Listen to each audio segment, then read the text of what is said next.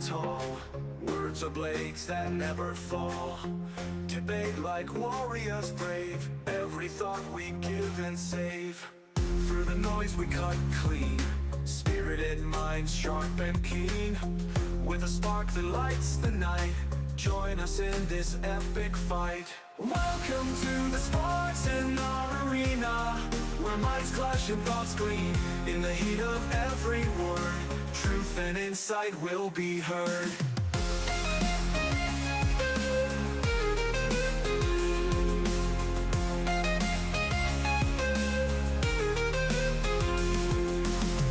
Buckle up and take your stance. In this arena there's no chance to escape the vibrant lore. Dive in deep and search for more. From heartfelt talks to fierce debates, we explore what fate creates. Side by side we seek the light. In the dark our minds ignite. Welcome to the Spartan arena, where minds clash and thoughts gleam. In the heat of every word, truth and insight will be heard.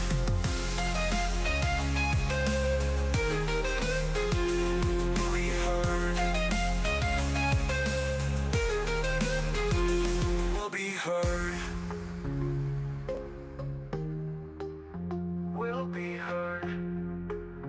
Will be heard.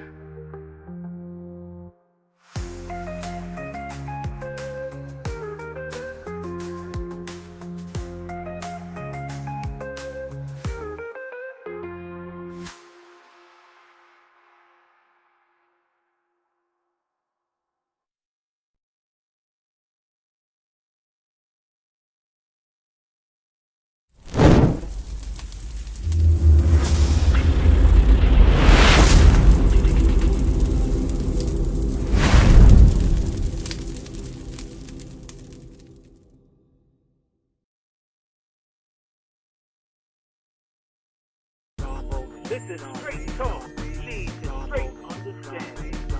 Straight talk. STSU.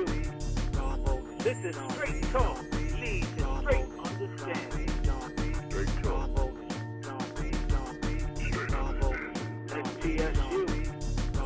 This is straight talk, leads to straight understanding. Straight talk.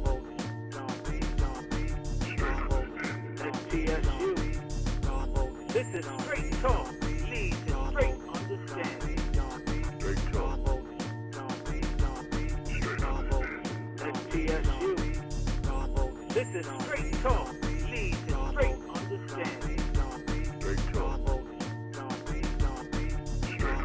STSU.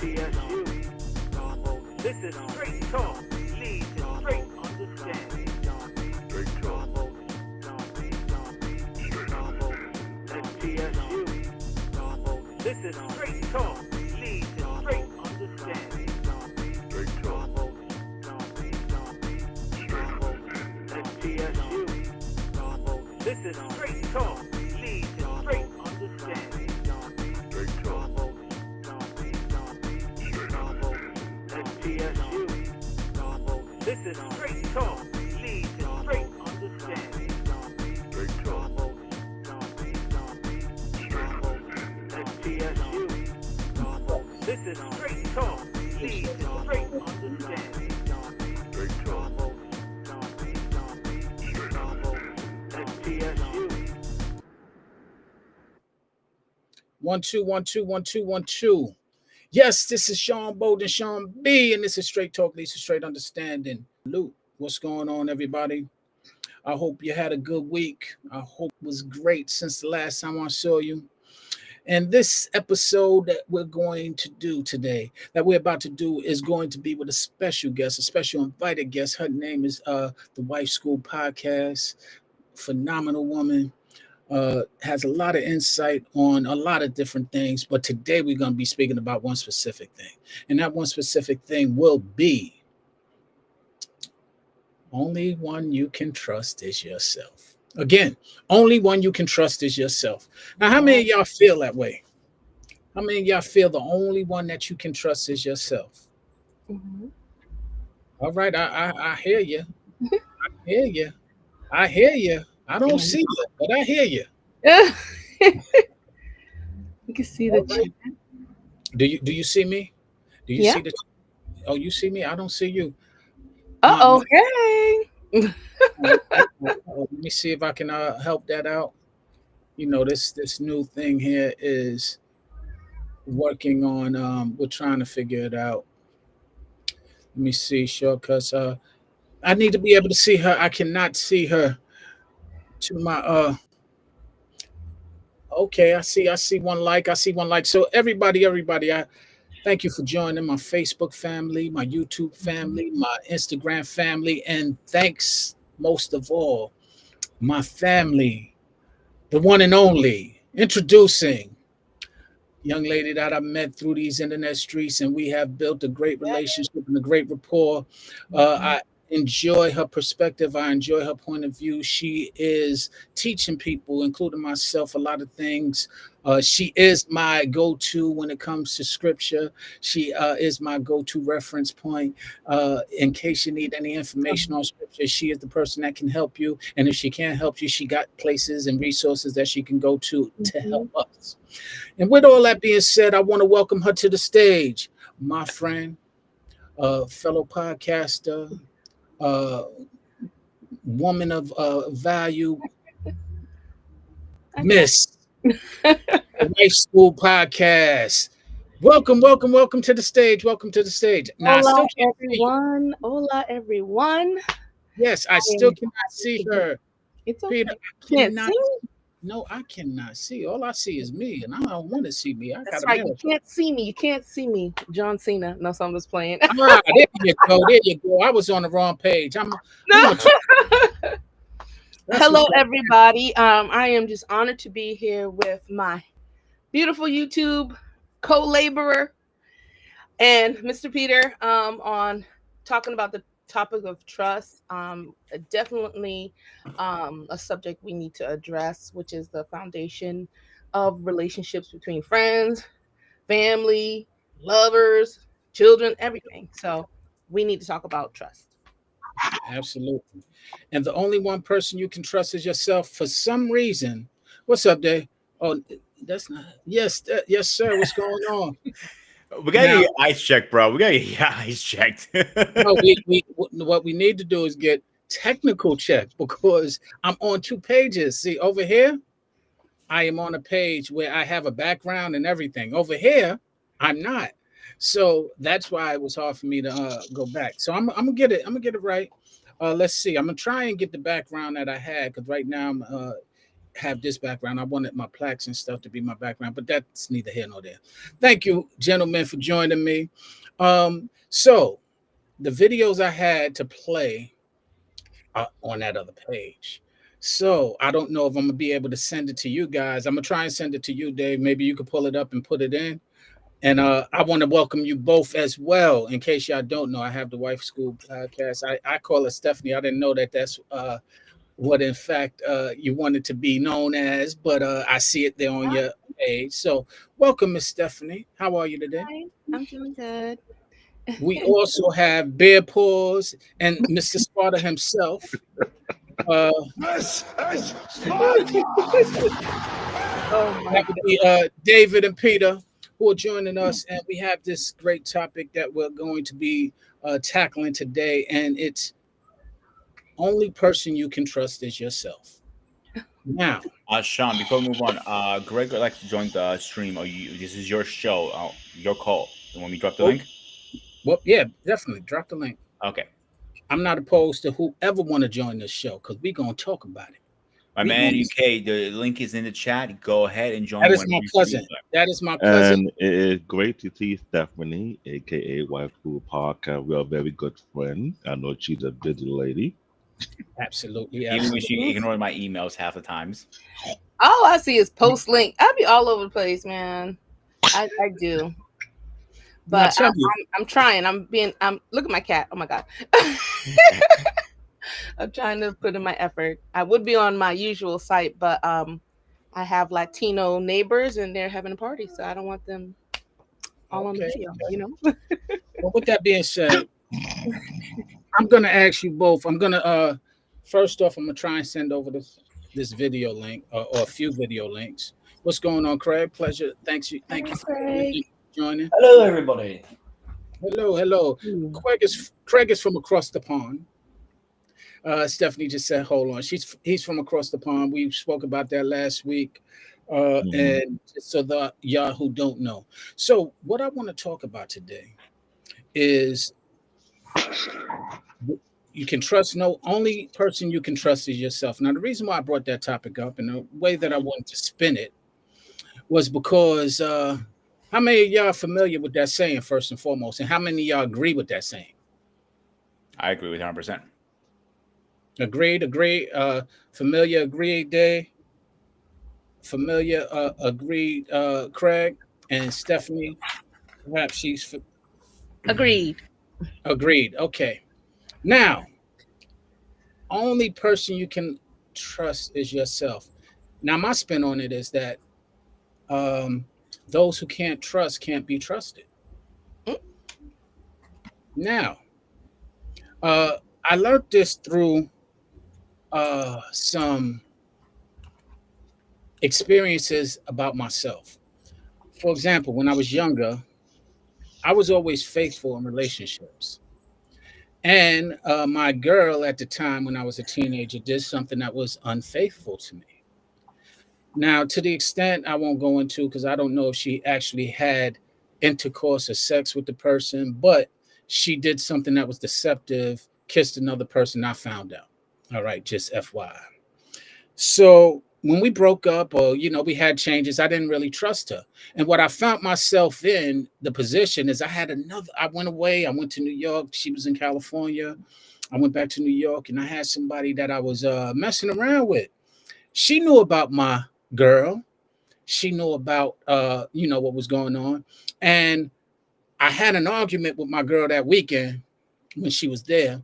And I said, fine, then it's over. So we broke up. So technically, in my mind, I wasn't cheating because I am single. So when she called me, hey, what you doing?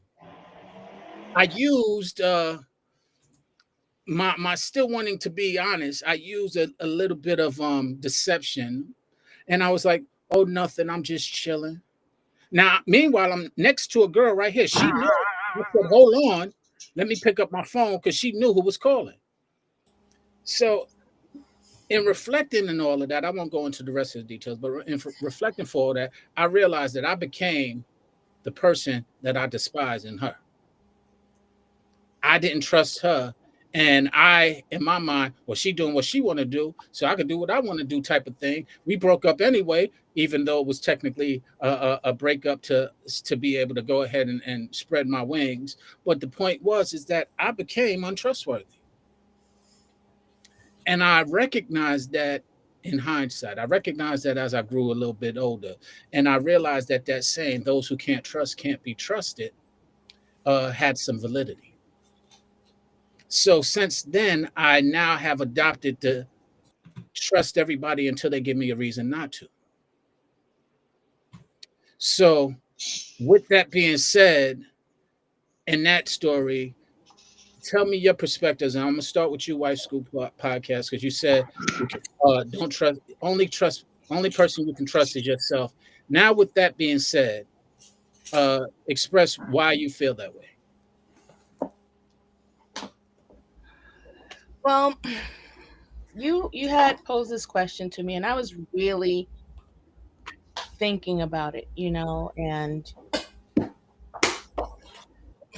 I mean, when it comes down to the reality of things, to get things done, to get better, to see change in your life, you can't really depend on other people to do that work for you. So you do have to trust yourself. But like you said, when you look back and you reflect it, it's like, man, look at all the mistakes I made because, I trusted myself to make this choice or this decision. I'm like, was that the best, way to go? Because, and then I'm like, well, relationships I chose. And it's like, wow, do I even trust myself to even choose the right partner or things like that? Or, so I think in trusting yourself, you sometimes you have to go through a couple of things to see that, sometimes we do lie to ourselves.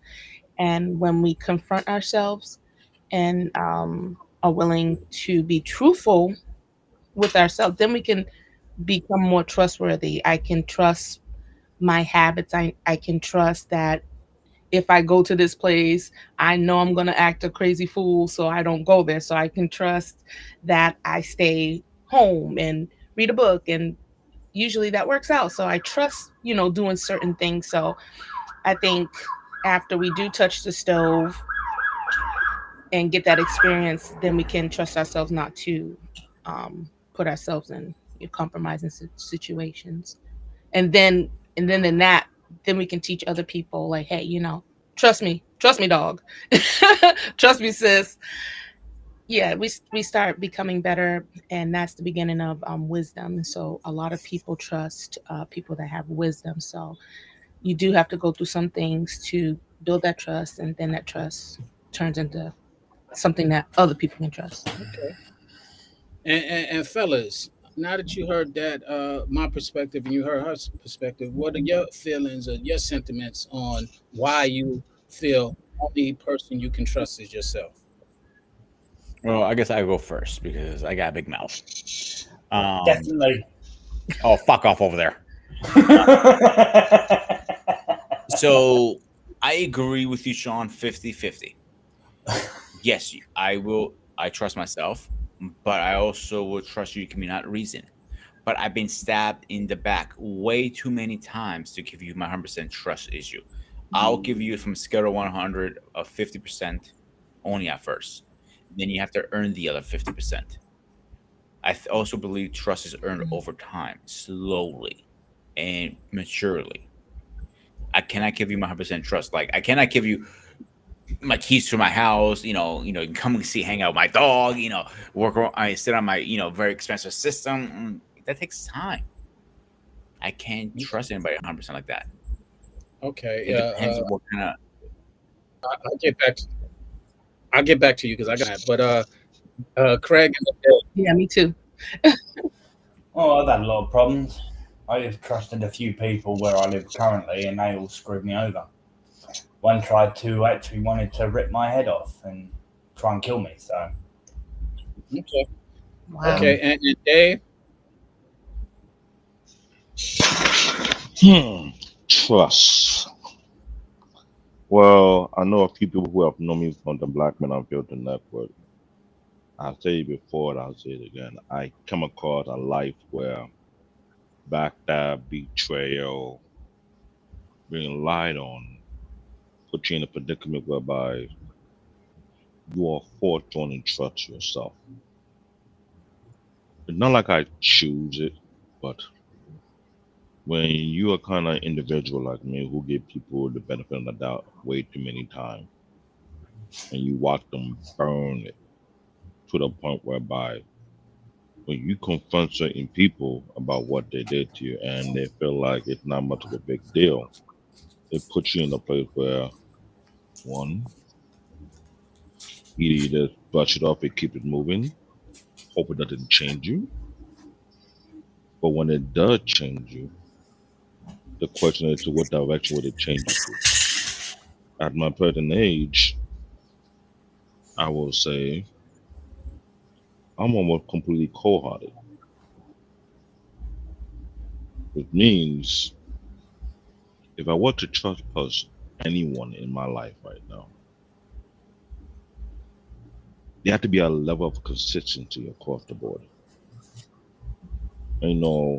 One trial or one chance. No, I want to see a level of consistency. Because if I had to be consistent and hold myself to my word, to my oath, to my belief, and those around me can't, then why should I trust anybody to begin with? And they're coming from an upbringing when you have parents who supposed to be the people you trust the most, but both of them not only betray your trust, but backstab you, destroy your foundation, destroy your confidence, and you have to build it from scratch. So when you have that type of mindset, it's almost, I'm not trying to be tactical, but I'm forced to be tactical, methodical, logical in ways whereby you really have to prove me wrong for me to trust you. Literally. So I could be. Okay, go ahead. Continue. Go ahead. No, I'm just saying. It's No, I was not. going to say. Go ahead. Go ahead. Sorry. No, I No, want sorry. you Forgive me. I'm trying. to finish it. No, to know I'm trying to finish it. It's not something I wanted to be, but when you get burned too many times over a long period of time, it kind of like it's like a conditioning. Me and Sparta, we have both mixed martial art background. When you're trained to a certain degree, it stick with you, right? So imagine the cycle of backstabbing, the cycle of betrayal, the cycle of lies, the cycle of lack of consistency over a long period of time. It and me being an African person, I try not to go crazy. So shout out to Reckless Way when he gave me the name Beer Paw. I sometimes feel like a black African grizzly bear in Brooklyn, New York. So there be times, I'm not gonna lie, I'm looking for an excuse to just explode on somebody. I never got the chance to. I'm being bluntly honest. Allegedly, I'm just being bluntly honest because no weapon. I just want to take my hawkish madness and just. They have smash rooms for that. Actually, Big Bear, because, in case you ever happen to run across that scenario, I don't want any actions set upon you. I know. I had to be honest because sometimes. David, you know you're on camera and this is recording, and this could be used as evidence against your. I know. You can use that evidence because here's the problem: okay. when you're out here in New York City and you're on the subway and people have tried you, which has happened to me many times.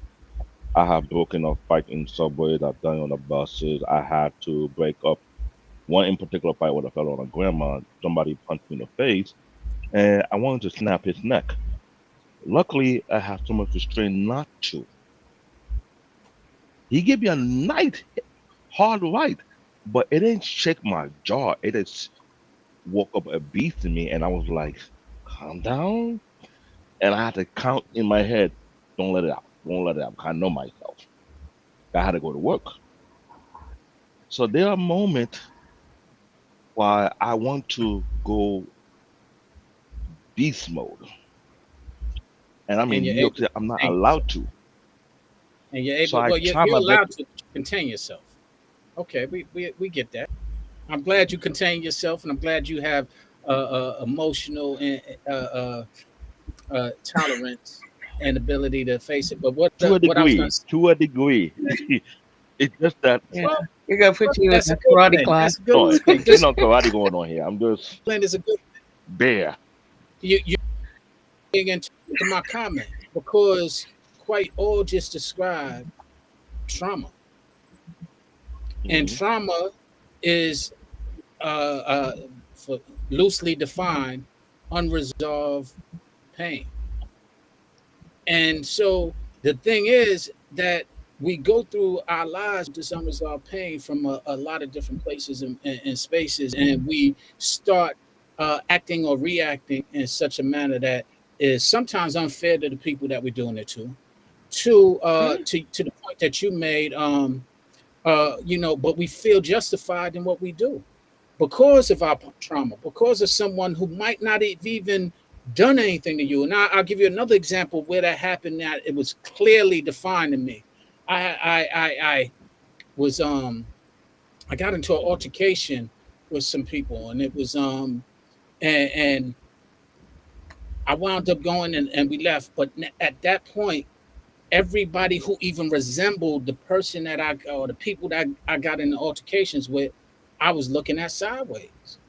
Meanwhile, it was none of the people. This is how I understand prejudice. This is how I understand a lot of things that happen to us and force us in certain kind of ways. And to each of your points, it's somewhat justified.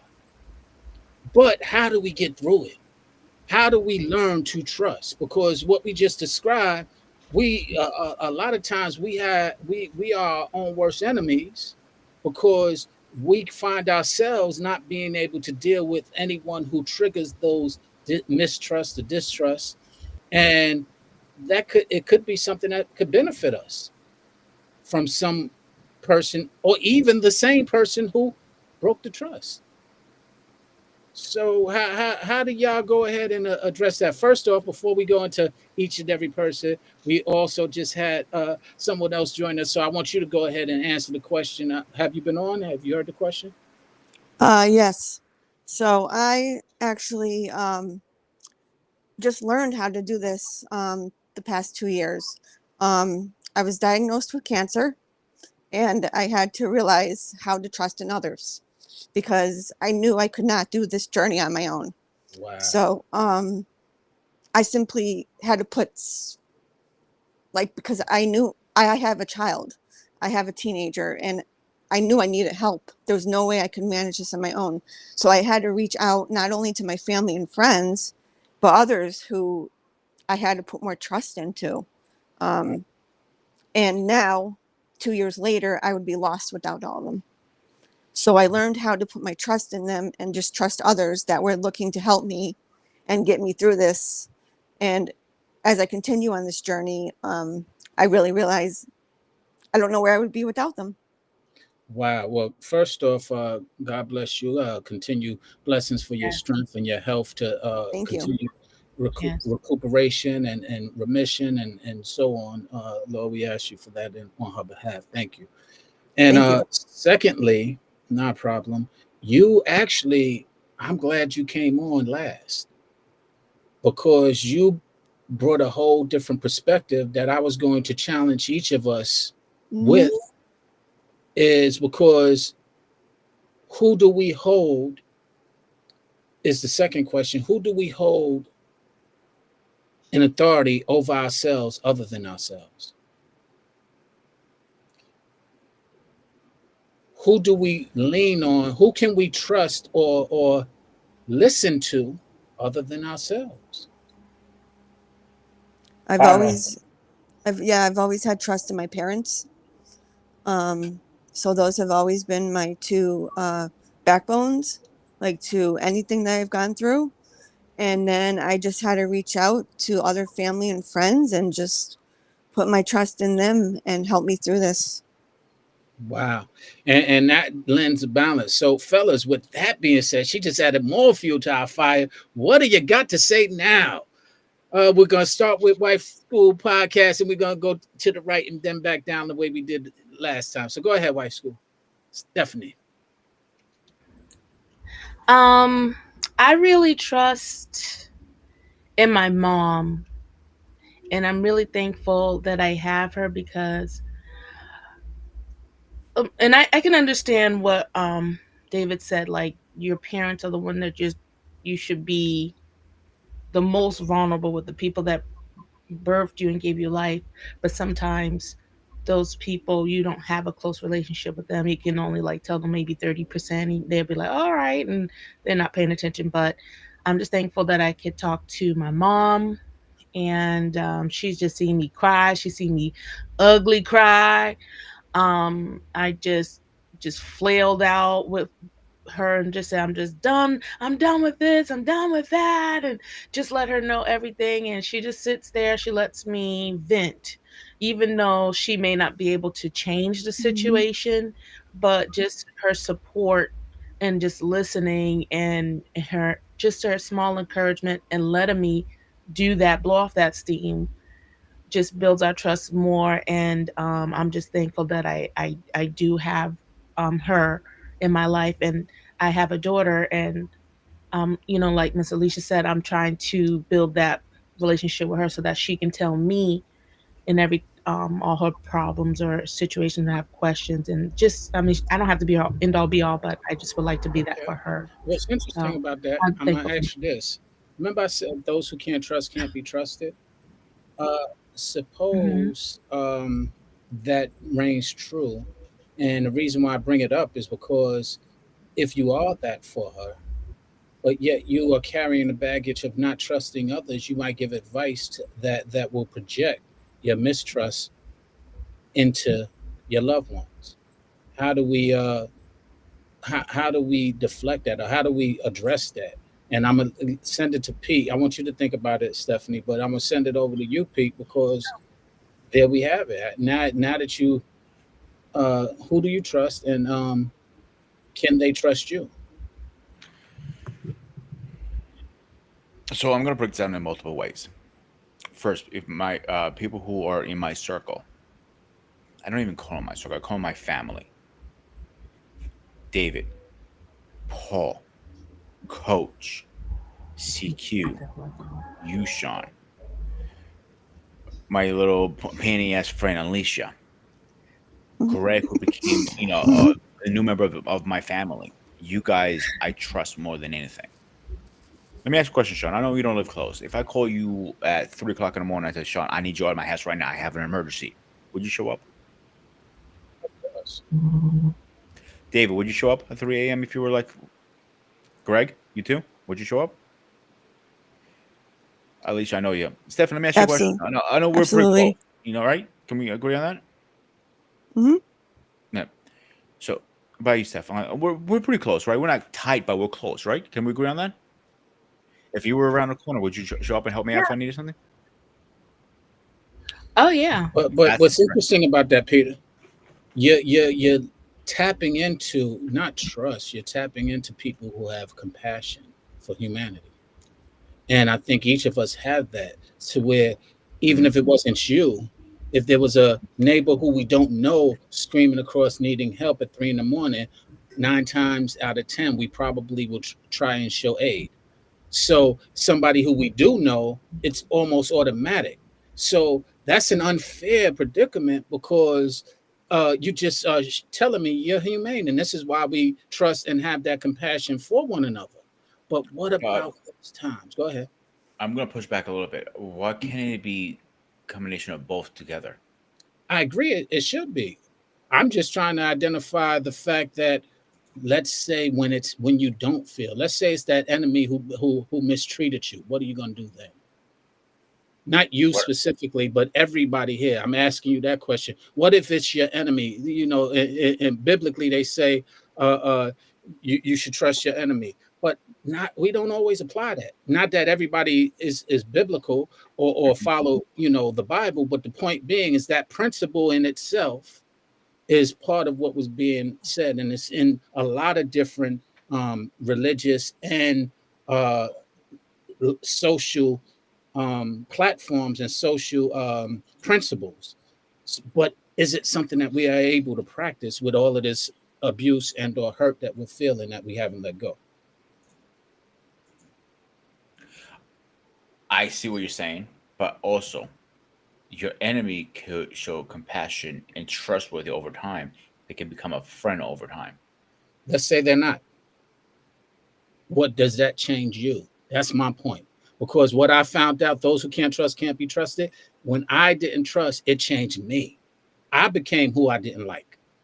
I became the person that I despised in that person who hurt me. I became exactly that person. We see it a lot in politics. We see everybody pointing a finger, but they become exactly what they're complaining about.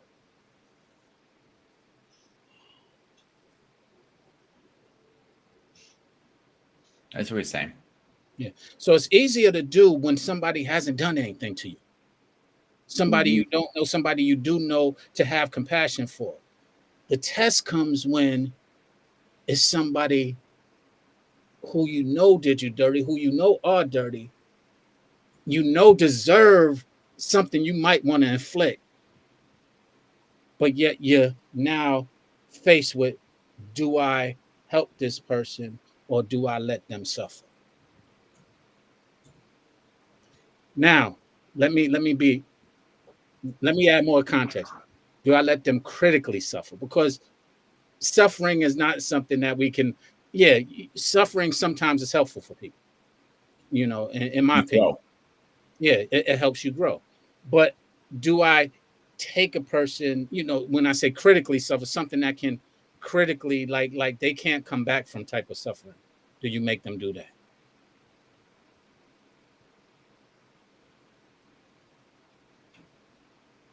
Feel free to chime in, anyone. You don't have to go on the. I don't know. Maybe I'll, it I'll, depends on the offense, because you can forgive, but you may not be able to forget it. So it's just probably better just to let that Sorry, let I that didn't thing hear be the severed. question. let me You know what I'm let me put myself into this. This is something that is real life and that took place. Remember, we had a phone call today earlier. I think my birthday passed September 19th. I already turned Happy 47. belated again. Um, my sister, not the youngest, but the older of the two, who I refuse to communicate with. We have our issue growing up. I didn't like the hypocritical behavior trend that she had. And I'm the kind of person, like you mentioned, aka I'm a Virgo, I could be very technical, analytic about everything. I cut up my brother after I buried my mom back in 2023. My brother is a so-called man of God, quoting on many lies. When I confront him about these things, he continued to double down on the lie, would let me know I could never trust him, even my life depended on it. So I cut him off for good. I did the same thing this year with my sister. And she have a trend of acting like she don't remember, she don't recall, and there's something I have an issue with being so-called church folks. Definitely know this conversation.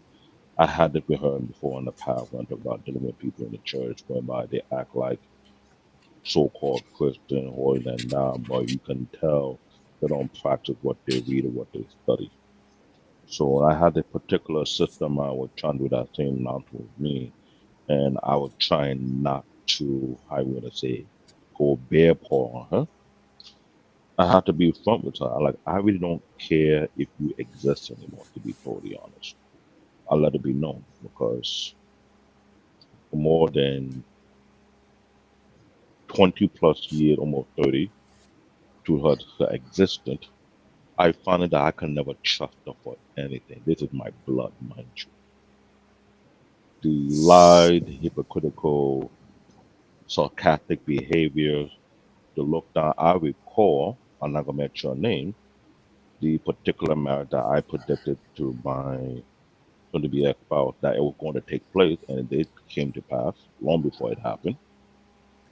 When the guy was coming to this country, I'm the oldest big brother. She bypassed me as if I never existed, so you can talk to my younger brother. So when the thing went down concerning her man, I could care less about it because I saw it coming miles away, years in advance, but I didn't get no respect from it. But knowing that she could have been trustworthy, she's going to be honest, I told her this year, it'll be best that you never existed so you don't have to waste your time calling me. I had to cut her off next. The only person I give grace to is my baby sister. The other two siblings, I do not want to see them in person nor in the flesh. For the simple fact they claim to be Christian, they cannot be honest, they cannot be transparent, but they want me to lead by example what I have been doing throughout my whole entire life. Or I find out even my own family I cannot rely nor trust. I had to exile them literally because if I don't, I know the kind of person I am. But I say I got betrayed. I was betrayed by both my parents. I was betrayed by my sibling, my mom and my father used my sibling against me. The only person who is anything about it is my baby sister. She get the grace, the rest of them don't. So that being said, I had to cut communication connect. If I don't, I know the kind of person I am, meaning relatives have known me very well. If you are done with one, I give you benefit without the chain and you need to burn bridge and prove that you're not true. It best won't come near me. I've been known to be what they call the quiet person, but also a raging beast when needed. This is why to trust people, it's I understand the question, but sometimes it's hard when certain people that you may know or related to have a trend or a tendency of abusing that trust. I was not one person who gave people too many chances, and I realized I should never done it in the first place. That's why when we asked about that particular question, it was digging in. I was like, not everybody is the same. There are some people you just have to avoid just for the sake of peace in your mind, because when they're around you, they're like toxic. They don't try to change.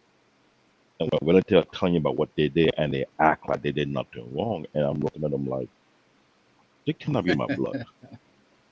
They just can't. Well, what's interesting about what you just said, and I think we all been through it.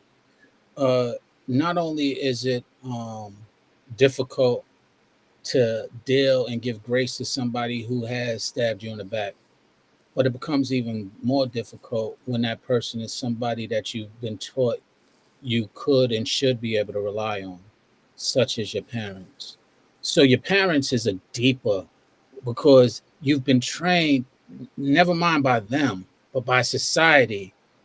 Always and religion, always respect your father, always respect your mother, and so on and so forth. And if they're the ones who have done something that is offensive to you, it becomes a more difficult thing to trust generally. So I get your point of view when you say it's difficult for you to trust. And not that I'm saying you should change that or not.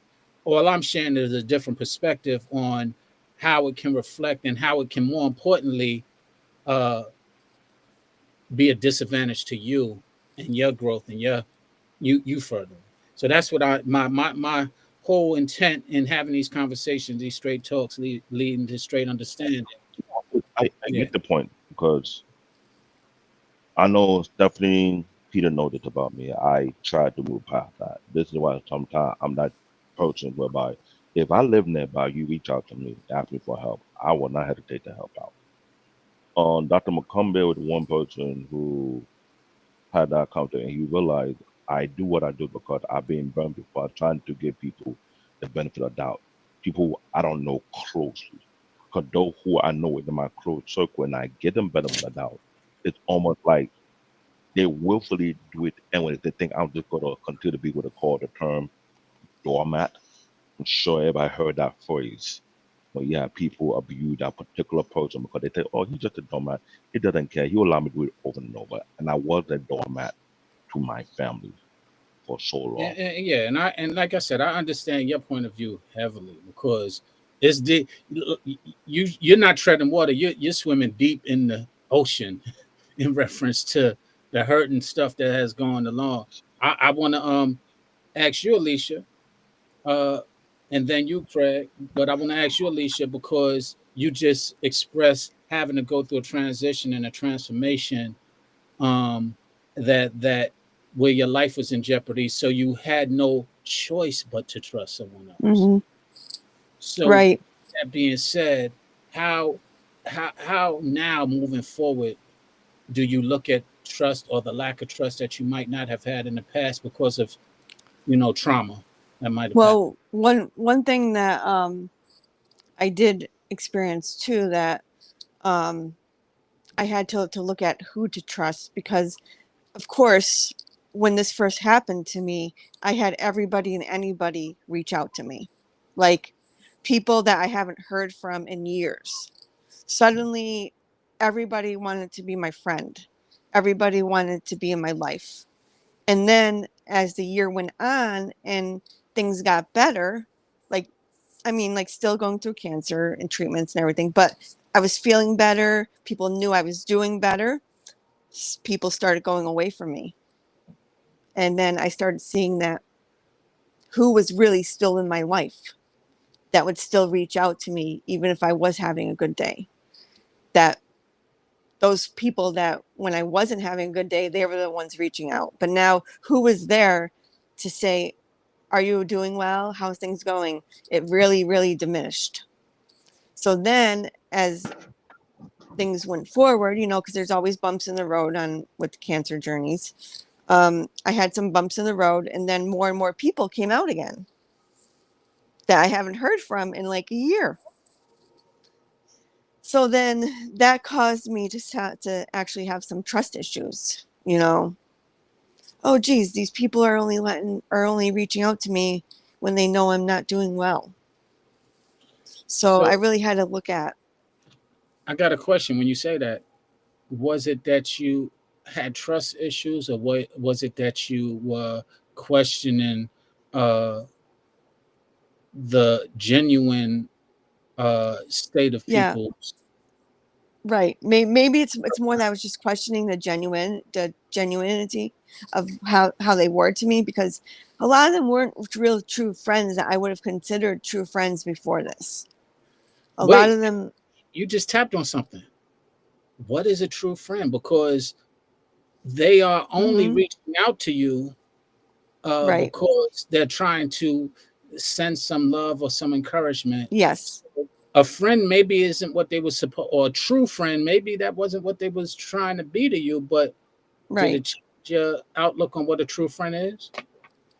No, I think I always knew what a true friend was. It was just having them like bombard me more in life, like these friends that just suddenly appeared in my life that weren't there to begin with, and suddenly they want to be my friend, is what I experienced. But Hmm. then they would like go away then and then come back. But I knew who my true friends were because they wouldn't go away. They would stick around through the good and the bad, the bumps and the not bumps, whether I was feeling good or whether I was feeling not good. They would be there. So I never had to I never had to question who my true friends were. I just had to question these people that kept coming in and out of my life. That still do. I still have these people coming in and out of my life. And I really, really just think, you know what? They're not true friends. I understand that they're coming to me with compassion and some genuinity and knowing how I'm doing. But really, are they true friends? No. Okay, okay, I understand. Now, Craig, you can go ahead and chime in on whatever you want to tackle from what we've been discussing. Well, true friends are who actually stick around, exactly what the young lady said. Um, the only person I could trust in my life who's actually been there for the past 13, 14 years is currently my other half. I'm not going to say much into the details. Sparta knows the details. But, yeah, most of my friends have abandoned me and most of my family. Okay, When I really needed my own mother, she wasn't there.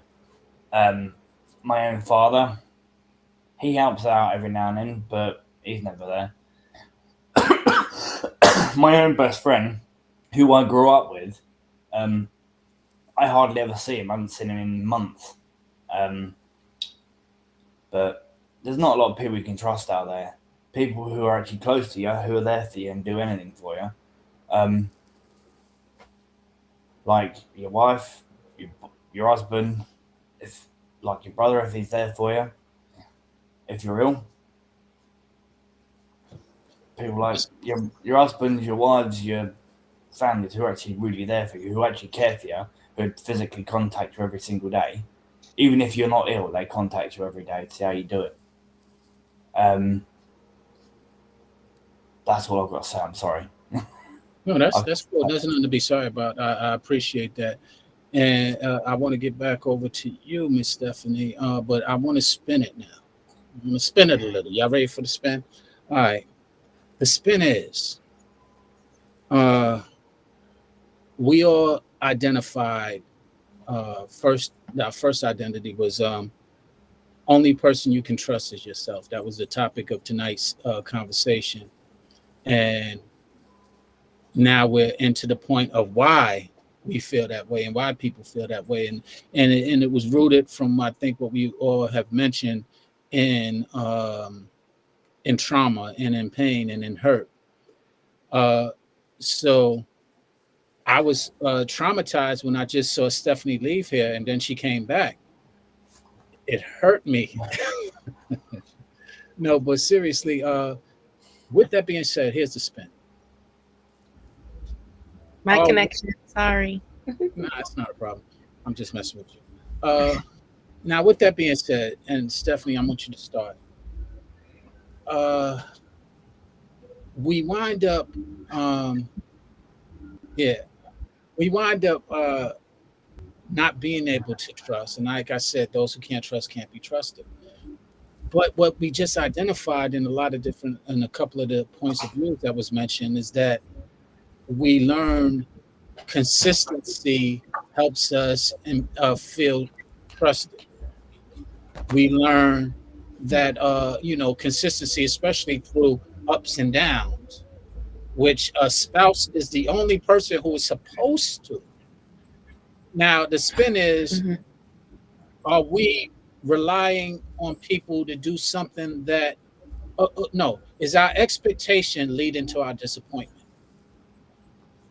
Our expectation of whether it be our parents, our close friends, our true friends, as it was stated here, our parents, is our expectation of what we expect them to do leading to the disappointment that we're receiving from them? No. Yeah. Yeah, because we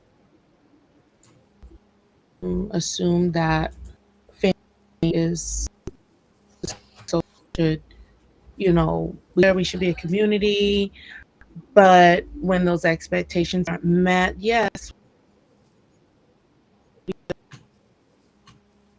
and then we get to see, who people are, moments, and some people meet the expectations, some people exceed the expectation, and some people they didn't get the email.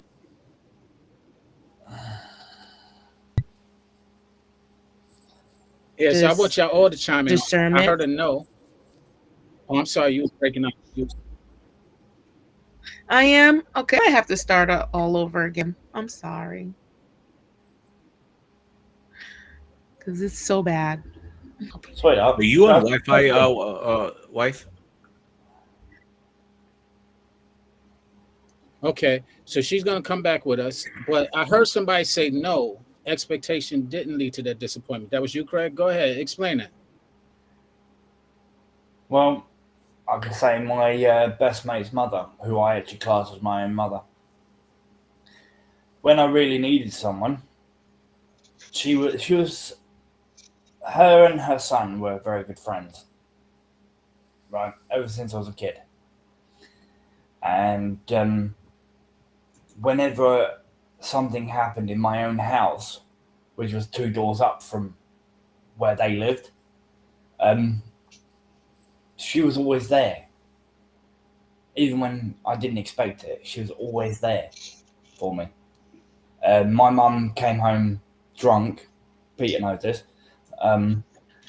She came home with food and just dumped it on the floor. It'd be either defrosted from being left on the floor for days on end or gone off. So if I ever needed food, all I'd have to do is go down. She'd answer the door, and she'd just let me go in the kitchen and have something to eat, or she'd literally bring a meal to me every day if I didn't turn up. If you know what I mean. So what you're saying though is actually lending to the point. You expected your mother to do the things that your friend's mother was doing, and you was very disappointed that she couldn't even get close to it. I lost a lot of trust and respect for my own mother. My mum was supposed to have protected me over the years. Yeah, her partners actually beat the living crap out of me every single day of the week for years. Wow. Yeah, Yeah. Peter knows this. I explained this to him the other day. Yeah, I just lost any respect for my own mother. My mum's actually stood there and watched me have her partner smash the living crap out of my face. She has. But I just got no respect for my own mother. We lived in a house it's a 3-bedroom house with one heating area, which was the front room, had a gas fire in it. There was no central heating in the house at all. But me and my younger brother actually sat upstairs in the freezing cold, in the cold winter night, whilst my mum sat downstairs, pissing it up in front of the fire, watching TV. If you understand where I'm coming from. Yeah. So And- I've got no respect for my family. And And I understand that. Go ahead. That's why I highly dependent. I was a teenager. I was a young lad. I was probably around about 11 or 12 when I first got introduced to my best friend and his mum. When I first moved to the area where I lived. So yeah, I was highly dependent on my best mate's mother. She was there when my daughter was taken from us. My own mother just didn't care. So personally, I actually begged my best mate's mother to adopt me, which she didn't. Wow. Well, and I'm glad you said that because I want you to join us on the show. I did, by the way, Pete. I did speak with Precious, and in the future we're going to have a show where we're going to be talking about adoptees, adoption, and foster care, because she's an advocate and a person who was part of that. So you just triggered that thought and reminded me of that. You're back. Look who's back in the building. But yeah, run away, Stephanie's back. But what's interesting about what you said, Craig, and this is why I asked the question, is because you kind of lent to the point that I was of what I said. Expectation led to disappointment, because you expected your mom to love you and care for you. And this is something that I had a conversation with my daughter recently, and she was like, "You're supposed to do this," and I said, "No, I choose to." And that's called entitlement, which you're seemingly projecting to me, that you feel entitled, that I'm supposed to. And she said, "No, if you choose to have a child, you're supposed to take care of it." And I said, "No, you choose to take care of it, because you can also choose to give it up for adoption. Yeah. You can also choose." Go ahead. I see you, Stephanie. You sound like you want to say. Excuse me, I've got to close the window because the dogs are barking. I'm hoping it's not gonna go on a biblical route, because I know that will sound like, because I get your point that you have a signal issue, but for what Craig said, I can relate to him because I have something close to similar in that standpoint, but that is something that I share with my kids, because my cousin mom was more of a mom to me than my own mom, which was shocking. Wow. That's Alicia, I see you over there. my mom, older sister, husband was a father to me more than my own father. Okay. So when I hear those type of things, it brings back memory of people who left a massive impact in my life, who I had to build myself according to the principles I live by. Absolutely. And what's interesting about that is that is usually the case when we feel something that we can identify with. We automatically it brings up memories, and it brings up things that we automatically relate to and agree with and understand. And I saw you, Alicia. I was calling on you because I saw you wanting to get in. So go ahead and speak on what you were going to say. Oh no, I was just thinking, like, I definitely believe in that. Our expectations definitely have to do with what we perceive as what we expect from people. Definitely. What I've learned to do to be able to have grace. I'm sorry to interrupt you. Go ahead. What was that? I said, go ahead. I'll say it after you. Oh no, I was just saying it definitely has to do with like what we expect from others. Because again, if our expectations are let down, then of course we're gonna go back to not trusting somebody, and it has to all tie together, I feel. I agree with you. And what I was saying, I see you, Steph. Just come on back up and try and fix it while you're up here. It's fine. Well, we understand. Just Sean, also sometimes the expectations are too high for people. Well, not sometimes, usually. And this is why I'll give you that. Yes. Yeah, this is why I'm bringing the point up. What I was going to say is the way I was able to learn grace, or as I'm practicing grace, because I haven't learned it yet entirely, but as I'm practicing it, I remind myself of that. I remind myself and I don't have expectations for people. I try not to have. Now, it doesn't. Let's not get it confused with having standards, because I do have standards. But my expectation, I expect you to do whatever it is you want to do. I expect you, and I respect when you are able to do it without any deception taking place. So I'd rather you do something I don't like and stand on it, as they would say, not hide it, disguise it, and stand on it, and I can still respect and enjoy your friendship or the relationship, whatever relationship we have. But if in fact you're uh, denying it and you're not being accountable for whatever it is that you do, then I have an issue with it. So my expectation is what you tell me. My expectation is what you show me, because sometimes you don't tell me things, you just do it, and I just pay attention to the patterns or pay attention to your actions, and I expect, okay, that's just what. If a person lies all the time, I expect them to lie. I don't get mad when they lie, because I would feel foolish that I keep getting mad at a person who's just doing what they naturally do. And I don't hold it against them that they're lying. I'm just like, yo, I'm not like that. I can't be that. I don't want that. That's on you. But I'm now aware of it. And guess what they say when I bring it to their attention? They lie about it and say, no, I'm not doing it. And I take no offense because I'm expecting it.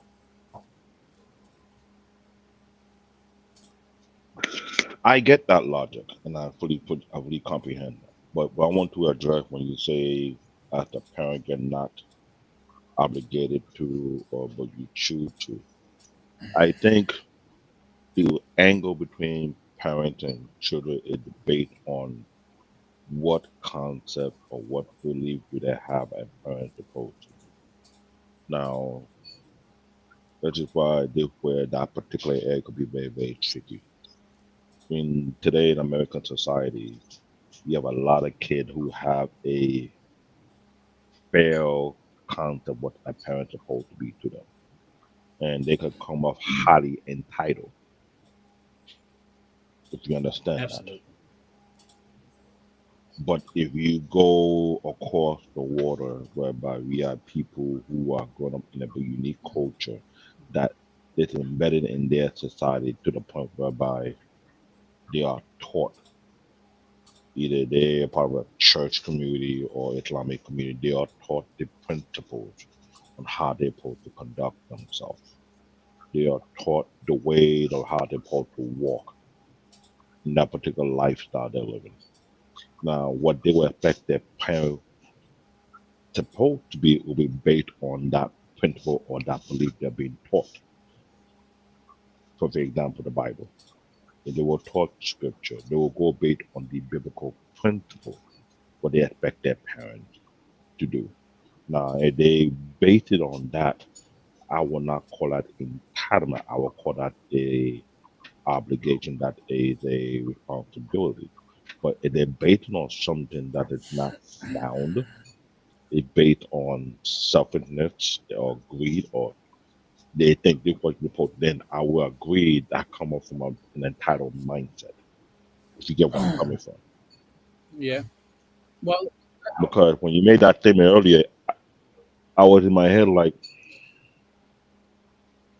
you have a point to a particular degree, because that is a very tricky area to entangle or to get the concept when it comes to parent and child based on what society we are living in. well, you're right, but here's why I challenge every society, whether it be across the pond or not, because we then forget that they are humans, and and when we forget that, because we have been taught to forget that, because they have even trained us to forget that. They trained us that they're our Superman. They trained us that they're perfect. They trained us that they're always going to be there for us. They trained us all of these things, and then society reinforced it. So now we really thinking that they're untouchable. Most of us thought at one point in our lives that our parent was like a god. like they couldn't be touched. You could, and then we would, and that lends to our submergence when that disappointment comes in and we find out that they're not. And it leads us. I Go held ahead. that up. I held that one up. What Man. you just said. And so, I thought my parents were indestructible. and you found out that I the thought wrong. truth. And boy, I found out my family were, without to be too harsh or whatever you want to call it. I can't really say much on this subject on this platform, but I think my family are all idiots. right. To be honest, I get it. I'm reading between your lines. But yeah, I want to hear from thank you, Sir. Alicia. I want to hear again from you, and Peter. I want to hear from you as well because you've been quiet. So let's start with Peter first, Alicia. I'm going to go and have a quick smoke All right, and go coffee. ahead. I'll be Thank right you, Peter. So Pete, tell us after hearing some of these discussion points and some of the things that we've been saying. What are your thoughts? The will's fucked up. Let's put it straight up. Again. I'm gonna not go. I don't sugarcoat anything. Amen to Everybody that. knows me on a personal level on this platform. Trusting expectations, they can be lost in translation. No offense to lost in translation, obviously. It's so hard to read those fine lines sometimes. Man, People I thought will have my back twice, never did. Left me on the side of the road, literally. That's kind of fucked up. yeah. But when they needed somebody, I'm always the first person to call. Well, I'll bet you again, right now. After that, after the second time, I'm not giving you a third chance. Fuck you. I said to that. okay.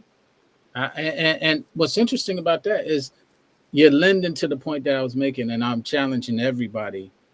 My past is the way I first heard it, but expectation leads to disappointment. Is really the key principle in all of that. And Sean, I'll be Because- straight up with you. Like I've been disappointed, not as much from my parents, because my parents' relationships were screwed up from the beginning, but from ex-girlfriends, Right, friends, family. Number one. right, Give you a great example. When my mom first got diagnosed with cancer, my whole family disowned me for that. Every single goddamn person of that. The only time they reached out to me is when it came down to the property we have overseas. And I can't really say too much about the property because it's not under my name, it's my mother's property. So why don't you call a person? Oh, we don't want to deal with your mother.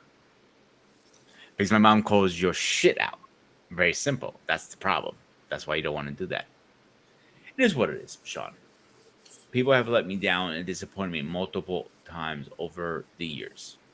I understand that, and my main thing is I try and give a perspective to help us. Like I said to you last week, Mhm. I'm not a therapist, but some things I say and things that you say can be therapeutic, and that's part of why I like having these conversations, these straight talks, so that we could get a different perspective and maybe have a better understanding. And so what you're all saying, and I agree with, is that we all been through some traumatic bullshit. And with that being said, it has affected us in different ways. And when it comes to the topic, which is only person you can trust is yourself, the reason why I want to tackle that and why I want it to be something we spoke about is for all of the reasons that are coming out as we speak about it. All of the trauma, all of the manipulation, deception, hurt, pain that we all have been through and go through, not even just been through, they continue to go through because, as you said, people people are fucked up, as you put it. You said the world. I just put people in it. Go ahead, Miss. Before I get cut off again, I kind of didn't agree with what you said about how you addressed your daughter, saying you choose to help her, because I understand that we steward over our children because we chose to have. You understand? We Uh-huh. chose. We made a choice that brought about a life that we have to steward till they are okay, or they go before us, or they go before us. But that was a choice we made from them. So from that moment, if you decided to, you said, well, I kept her, so okay, cool. You made that initial choice to be there for her. Now, the capacity that you promised to be there, that can change. You know what I'm saying? He said, well, I got you up until here, and then just lower your expectations because now you're being an adult. You know what I'm saying? So I think Hmm. it's good for us to start coaching certain people how we how no longer we're gonna extend certain things, how we're starting to have boundaries with ourselves because maybe I can't trust you, or maybe I'm trying to let you build your own trust in yourself. You know what I'm saying? You trust me so much that you don't even trust yourself. So like sometimes you do gotta, throw the little kitties out the nest and things like that, but you still are there. You know what I'm saying? Well, So that they can come home mhm. because you are their parent. But if they, I can understand, like David said and Mr. Craig said, that if that avenue is rocky and bumpy, m- maybe there's just that limitation there. But you still have love deep down inside. But like, okay, cool. I've been blessed to have my wife. I've been blessed to make another thing that substitute that love that I needed, that love that was missing. Okay, this person is giving me that. This is awesome. You know what I'm saying? So okay, I'm gonna cling to this, and stuff like that. But it's like letting our guards down to do that, is like you said, maybe tough because of the trauma, and we may have that side eye. But like you said, we may be punishing or like dismissing something that's good for us, or that lets us know that okay, this is safe. You know what I'm saying? So Mhm. I believe, keep flying around till you can land where something is safe, and don't give up hope because there's 8 billion people in the world, and there's somebody here that, or a couple or five people here that you can trust. Well, I going around the world is not something that I'm advocating. I get what you're saying, but Yeah, it would be disingenuous when you said what you disagree with me. It would be disingenuous for me to say that we're supposed to, because that's not true, and it's shown all the time. And the reason why I said it, it's a choice, because even if we decide to have a child, that decision came. Uh, who knows how that decision came about? And again, you can also decide to give a child up. You can also decide uh, uh, not to live up to those responsibilities. You can also decide you want to go in a different direction. So to sit and say that you're supposed to, that's something that is a choice, and it should be very clear to your children that it was a choice of yours and not an obligation of yours. that's So they weird. might, So why do you feed them and nurture them all their life, and then you say I ain't doing it no more? That's weird. well, That's because like somebody like you being in a relationship with your girl, and then you thought she was supposed to do you, and then you went go crazy. Like that's static. well, That's weird. let me ask you answer your question. It's very simple. Sometimes it's necessary for them to understand again that they're taking it for granted. We sometimes we breathe our air all our lives, and we never realize that that's something that we take for granted. We don't, oh, until you are gasping for breath, or you lose your breath, or you're not able to breathe. You don't even realize how much you take for granted. So, with the obligation as far as the children are concerned, you have chosen to give them what they needed. You have chose to be consistent with them. You have chose to be loving to them. The one thing that love, and in return, you ask for nothing. I feel like I'm gonna say something there. Actually, I feel like it's that's my weird. responsibility to be there as a mother. Yeah. It's my I responsibility. I'm Right. there to take care of my child, and I'm there to be there no matter what goes on in my life. Like and, But everything that it's I've been also through. I think the that's the difference pushback I between have men that. and women. and that's what I was about to say. That's a real woman, and no, and this is part of why we Now have a we talking disconnect about sometimes. This is why we have a disconnect at times between men and women, because women take on responsibilities and feel obligated to responsibilities that often aren't theirs. I And don't I feel would think, obligated though. It's my and, son. I well, feel that's like it's not an obligation. It's something that I don't even feel obligated to. It's just something I feel he's my son. I'm not of course I'll be there. Of course I'll do well, this, well, I'll do that. well. The reason why I said that is because I was going to continue and say you should feel the same way about your husband, which you often don't. Why is that? wow, You that gave is the so same. You rude. gave the same. You gave the John, same. before we move on, I want to throw my little 2 cents here. Mhm. Sometimes, again, please don't anybody take this personal. As mothers, as women, you guys cuddle these kids way too much sometimes. I think it should be a balance of 50%. Because if they don't learn, oh, X, Y, and Z, whatever the X, Y, and Z is, they are expected this as they get adulthood. What are those things, Peter?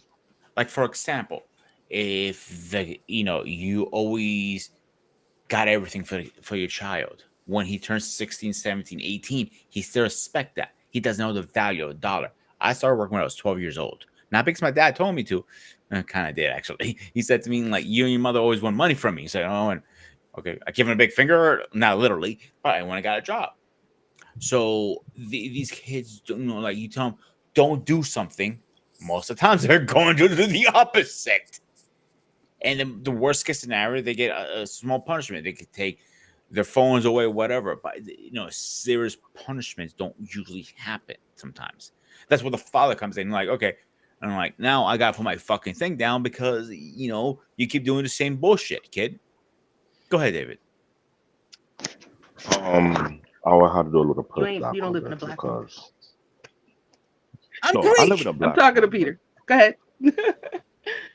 The thing is, I'm coming from an African background. This is why there's a cultural conflict within my tribe.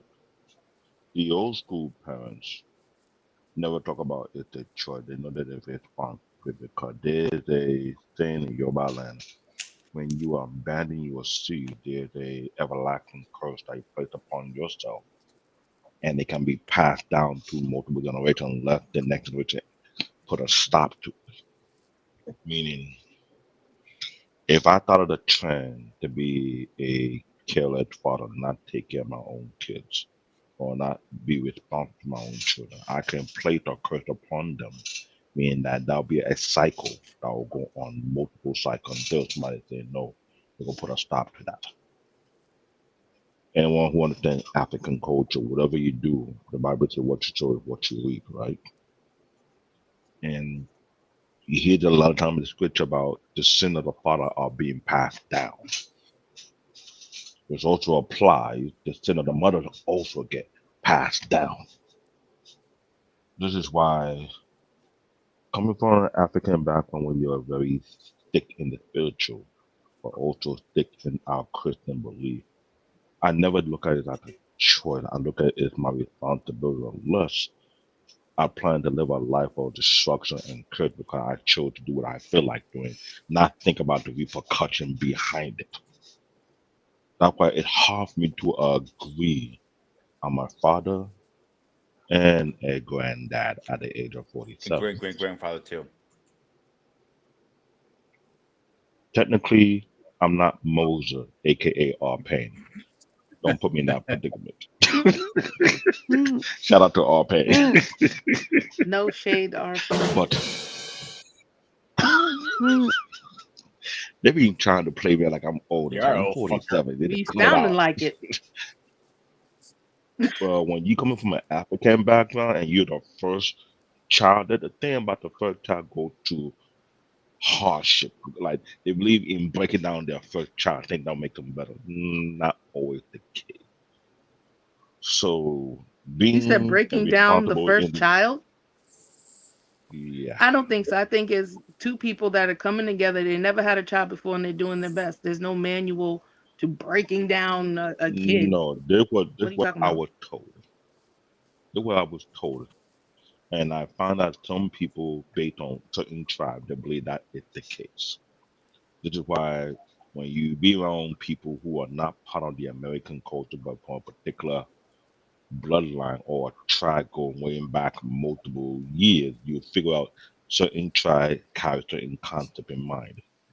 I never liked it, even I talked to my aunt and they tell me it's the same thing, that it was a bad habit. Some people follow it, some people, like I say, stop the cycle. Right. Because you call it, you can call it breaking out, you can call it ball buster, meaning you're not gonna make it easy for the first child. Well, The second child able to get away with things. The third child able to get away with things, but the first one is not allowed to. well, That to Stephanie's point and your point, it's just being described in different ways. You're right, that happens, but it, to Stephanie's point, it happens due to often the newness of being parenthood, and the oldest having to deal with the newness, and basically, usually, a parent at that age is a child having another child. And so they're growing themselves, or children having another child, and they're growing themselves, and the oldest happens to get the brunt of it because they didn't learn any better yet. And then when they have the next one and the next one, they learn better. So so y'all both are saying the same thing, just in different ways, if you ask me. Yeah, that could be the case, but only difference is that I will say this. After spending 7 years in there, I realized something was missing. And when they were explaining to me, I see why it happened.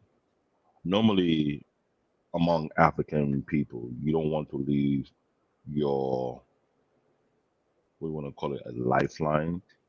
When you become one, you want to start a family, you want to make sure you have your mom, your dad, your granddad be nearby. Sometimes when you have your first child, sometimes the first child hang out with the grandma while you trying to get yourself together in African culture. But when you decide to go far away from those who can be your support system, it's more than likely the first child go to the. And I've seen people who up in back in my country whereby they were the first child, but they had grandmama there, they had grandpapa there from both sides, from both mom's side and the pop side. So that kind of like served as a cushion to prevent such harshness to take place. Now, me, it's easy to say I never had a child. I don't know what a childhood feel like. When you have that taken from you, then you teach you that sense of responsibility from a very young age. It stuck with you to the point whereby I can brag, never took a vacation over 28, 29 years. I don't know what a vacation is, I don't really care anymore. You will have that type of systematic mindset embedded in you, whereby I find it, if I want to put the rigid counter of being a man to my son, and he stuck to society mindset, you gotta push back. Like, why am I not being taught? But I'm trying to prepare him for the world. But to him, I might be spoiling his fun. But it's not spoiling. I'm trying to get him prepared because you all know this. Are we raising future adult or are we raising future babies? Meaning, when they turn 18, can they stand on their 2 feet or need to put them in a wheelchair or a cradle? That's what I'm dealing with. And I'm always trying to give that harsh reality. Like, if you're not prepared right now, when that time comes, that I'm gonna look at you like, so you think I'm gonna wait 8 years telling you this, and now you want me to come out? Nah, check it out. Yeah, and it's interesting you say that, because I agree, and that's similar to what we were speaking about a second ago when we was talking about the differences in our perspectives on mothering and fathering. A lot of times, you guys, women, I'm addressing you, Steph. Now you're the only lady here. Just say women. You don't have to say you women. No. No, I'm saying you, Yeah. saying you now because it was two of you. It was two women here a second ago, but women Well, it specifically. could've been Alicia, come worse than back. that. He So could we have can said you face these woman. guys. Okay. He could have said you Uh, woman instead. Sean, be careful because if I had to go back and have conversation with Stephanie again, we need to have Yeah, long don't be saying conversation. you women now. It we debate going back and forth. The no, women no. be What holding the whole house together. I'm back. All right, good. So, what I was saying is that a lot of times, and I'm thinking, and I'm asking you guys this, actually, that perspective that you just mentioned and feeling, and it is an obligation to you. And the obligation, does that come from because you're holding the child and you're feeling the child inside of you? So a lot of different connections and emotions comes through that process is why you feel that way. But the reason why I dispute that is because there's so many women that do not do that. You chose to do that. Women don't choose to do that. Mothers don't choose to do that generally. It's not a mother, it's a person. A person. What I mean by that, Stephanie, screw up that face. What I mean by that is it's not. Better It's clarify. not. It's not a mother who does that. It's a good mother or a nurturing mother, which is what you're describing. And not all mothers are good or nurturing. Yeah, because like we said, That's true. a lot of things happen in people's lives. Maybe, like you said, somebody is not shown that love, so now they're more callous and taken out of all that good stuff that they had in them. Somebody named Roy, somebody named Sean, somebody named Dave and Peter took it out of them. Well, Maybe their that's mama, maybe their dad took it out of them. You know what what's I'm saying? unfair So about this? You're right, but what's unfair about that? exactly. So now it's like we said, that trust. So it's like you are, like you said, some people may become that, and maybe they don't want to be, but they know that they have these children. They do their best, like most of our parents did, like mostly we do, before we have an enlightenment that we suck ourselves. Um, some people do the best that they can, operating and surviving the best that they can. And even though they may not be the best mother, some of those children, they eat, they have some place to sleep, or things like that. So their basic needs are met, but maybe their emotional needs are lacking. But that doesn't mean that she necessarily didn't try. You know what I'm saying? Well, I hear you, but I dispute that. You All didn't. right. And let me tell you why. Let me just say a short step. I think that we were trying to say is based on a angle where it may lead to the creation of son husband, which is called to the side of the boy, and to the daughter you get the Mr. Independent, I don't need a man kind of daughters. So I think that there's a slight angle to that. I think what Sean is speaking upon, because as I'm listening to the point, and I had to ask myself, if you refer to that particular group of people, which I totally get it, but I may be I'm wrong. not trying to say people. I'm just trying to base on the topic he's talking about, women and what they do, not who this woman, not this single mom. No, I ain't talking about that. Not talking about that. We're talking about trust and how it relates to how you then start having behaviors to your responsibilities or people that you're connected with. You know what I'm saying? Like, now let me ask you this behavior question. wise. Let me ask you this question. When you just said that, are you speaking that generally women take on the obligation of a mother and they do it well? I would say most, yes. Do they get it right all the time? No. That's so. If you took a test, right? I don't get And all the right all the time, and I think I'm pretty okay. Listen to what I said, because my last part of that question was, and they do it well, and you said yes, and I said if you took a test and you tried your hardest, but you failed that test, would you still say you did well on that test?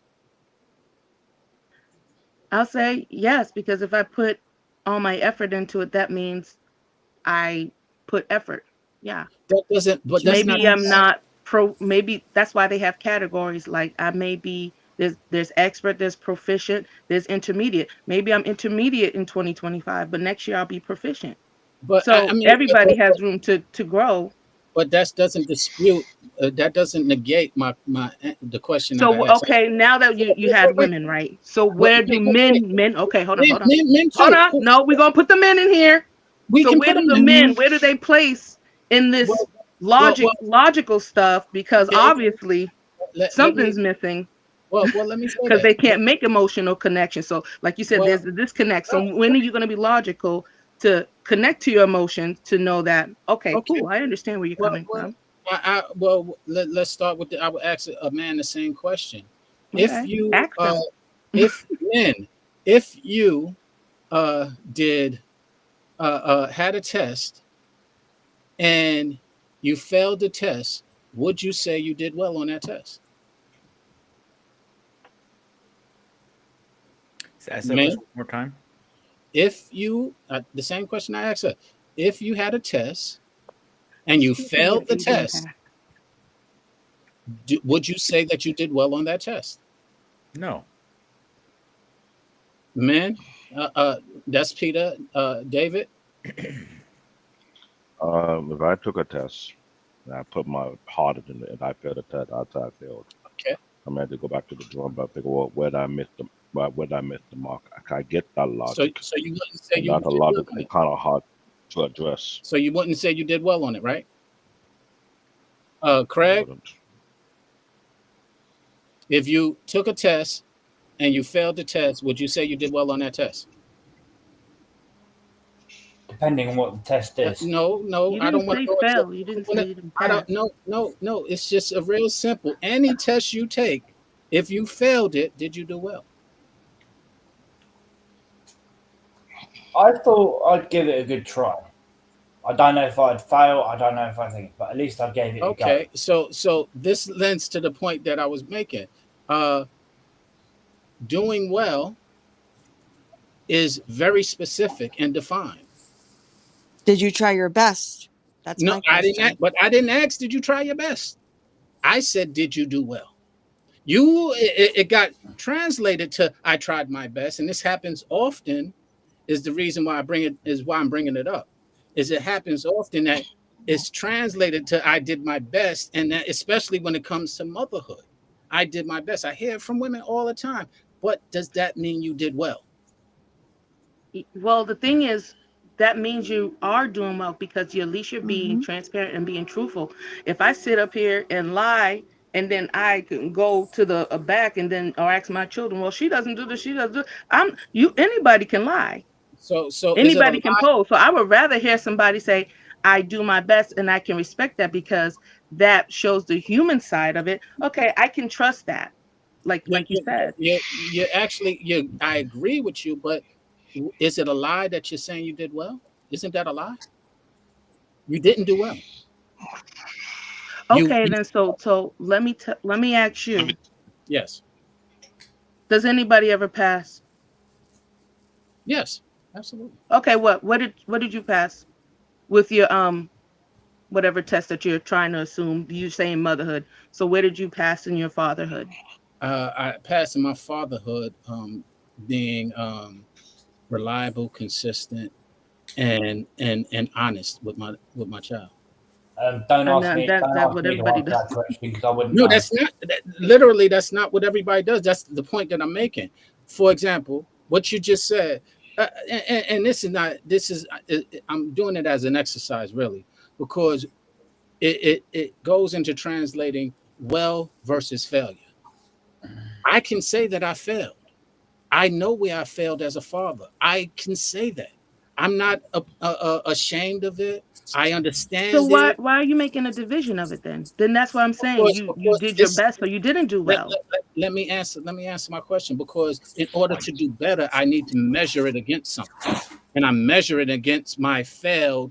And I'm not saying that I can get better. I need to understand what failure is. If for example, 55 is a failure. When I was in the 9th grade, 75 was a failure because I got skipped. So 75 was a failed grade. So even though it was for the average person, a 70 was passing and it was still a C, it was a failure for me because we didn't pass and get to our next stage of being able to graduate from one grade to the skipping one and going to the next if we got less than that. So we failed.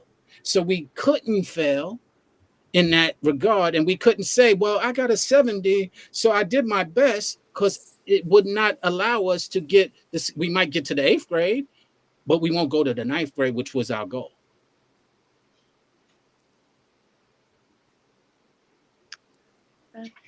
I get the logic behind it, because I think this is something that we have in the American society when it comes to deal with brutal honesty. When you ask that question, if you took a test, if you failed the test, you did well. Today's society will say, at least I did my best. But if you go back to the good old 80s, pass is pass, fail is fail, regardless if you study or you didn't study. If you didn't pass it, you didn't pass it. All you gotta do is force you to go out to the drawing board and look at what question you missed, what did you go wrong. Now you apply that to parenthood. I'll be frank with you, and I'm seeing in today's society, not a lot of parents not willing to admit they failed their kids. They're looking to point fingers, looking to say, I did my best. What if that best was not enough? What if you could have done better, but you chose not to? These are the type of questions that I think a lot of parents don't want to face or want to admit, because it's something that I had with my late mom. But I brought a lot to her attention. It's funny how almost a year before she passed, I brought a lot into her attention with grace without trying to have no shouting match. And she act like she don't remember. And I look her dead in the face like, you don't remember the thing, but I can hear that you talk about X, Y, and D. Remember a lot of, like, are you choosing to remember what you want to remember, or you just decide not to hold yourself accountable for these things? And these things, I'm not going to lie to anybody. Either we can argue that it doesn't, it does affect us, because when you have parents who don't hold themselves accountable, and as a child you're seeing it, you may end up psychologically repeating that same pattern and pass it down to the next. When I talk about generational curse, or passing out a curse that you don't realize you are doing that Mm. based on certain behavior traits. So when you ask that, when I'm listening, I was like, not too many people want to be transparent and blunt. How I know I pass? If I see my some of them doing stuff, that means whatever I've been drilling into them, it came through and they picked up on it. And maybe at the last cycle, they decided to do like they did the fourth quarter. They pick up the pace and they would have put down, say, yes, I've done my job. But there are plenty of parents who didn't do that. They think they did well, but looking at their resume, child locked up, their daughter got multiple baby daddies, or this one's on the street, you ask yourself, how you say you were a great parent, but your resume say otherwise. So I get the logic. It's very hard to just to put a finger on it when people are not willing to, how you want to say, put the merit to the field or put themselves in the hot seat. Sometimes, yes, you can try and be a great parent if you feel like you do good at it, but if you're not, with the word critical, I'm a critical thinker. If I don't do well, I beat myself up. That's something I normally do. So I don't say I'm a great parent. The only way I can tell I'm a great parent if I see the progress, if I see the work showing itself. I don't give myself credit unless it has been, how you would say, like my work speak for itself. That's a lot that I carried throughout my life, and I realize why people before me have said that.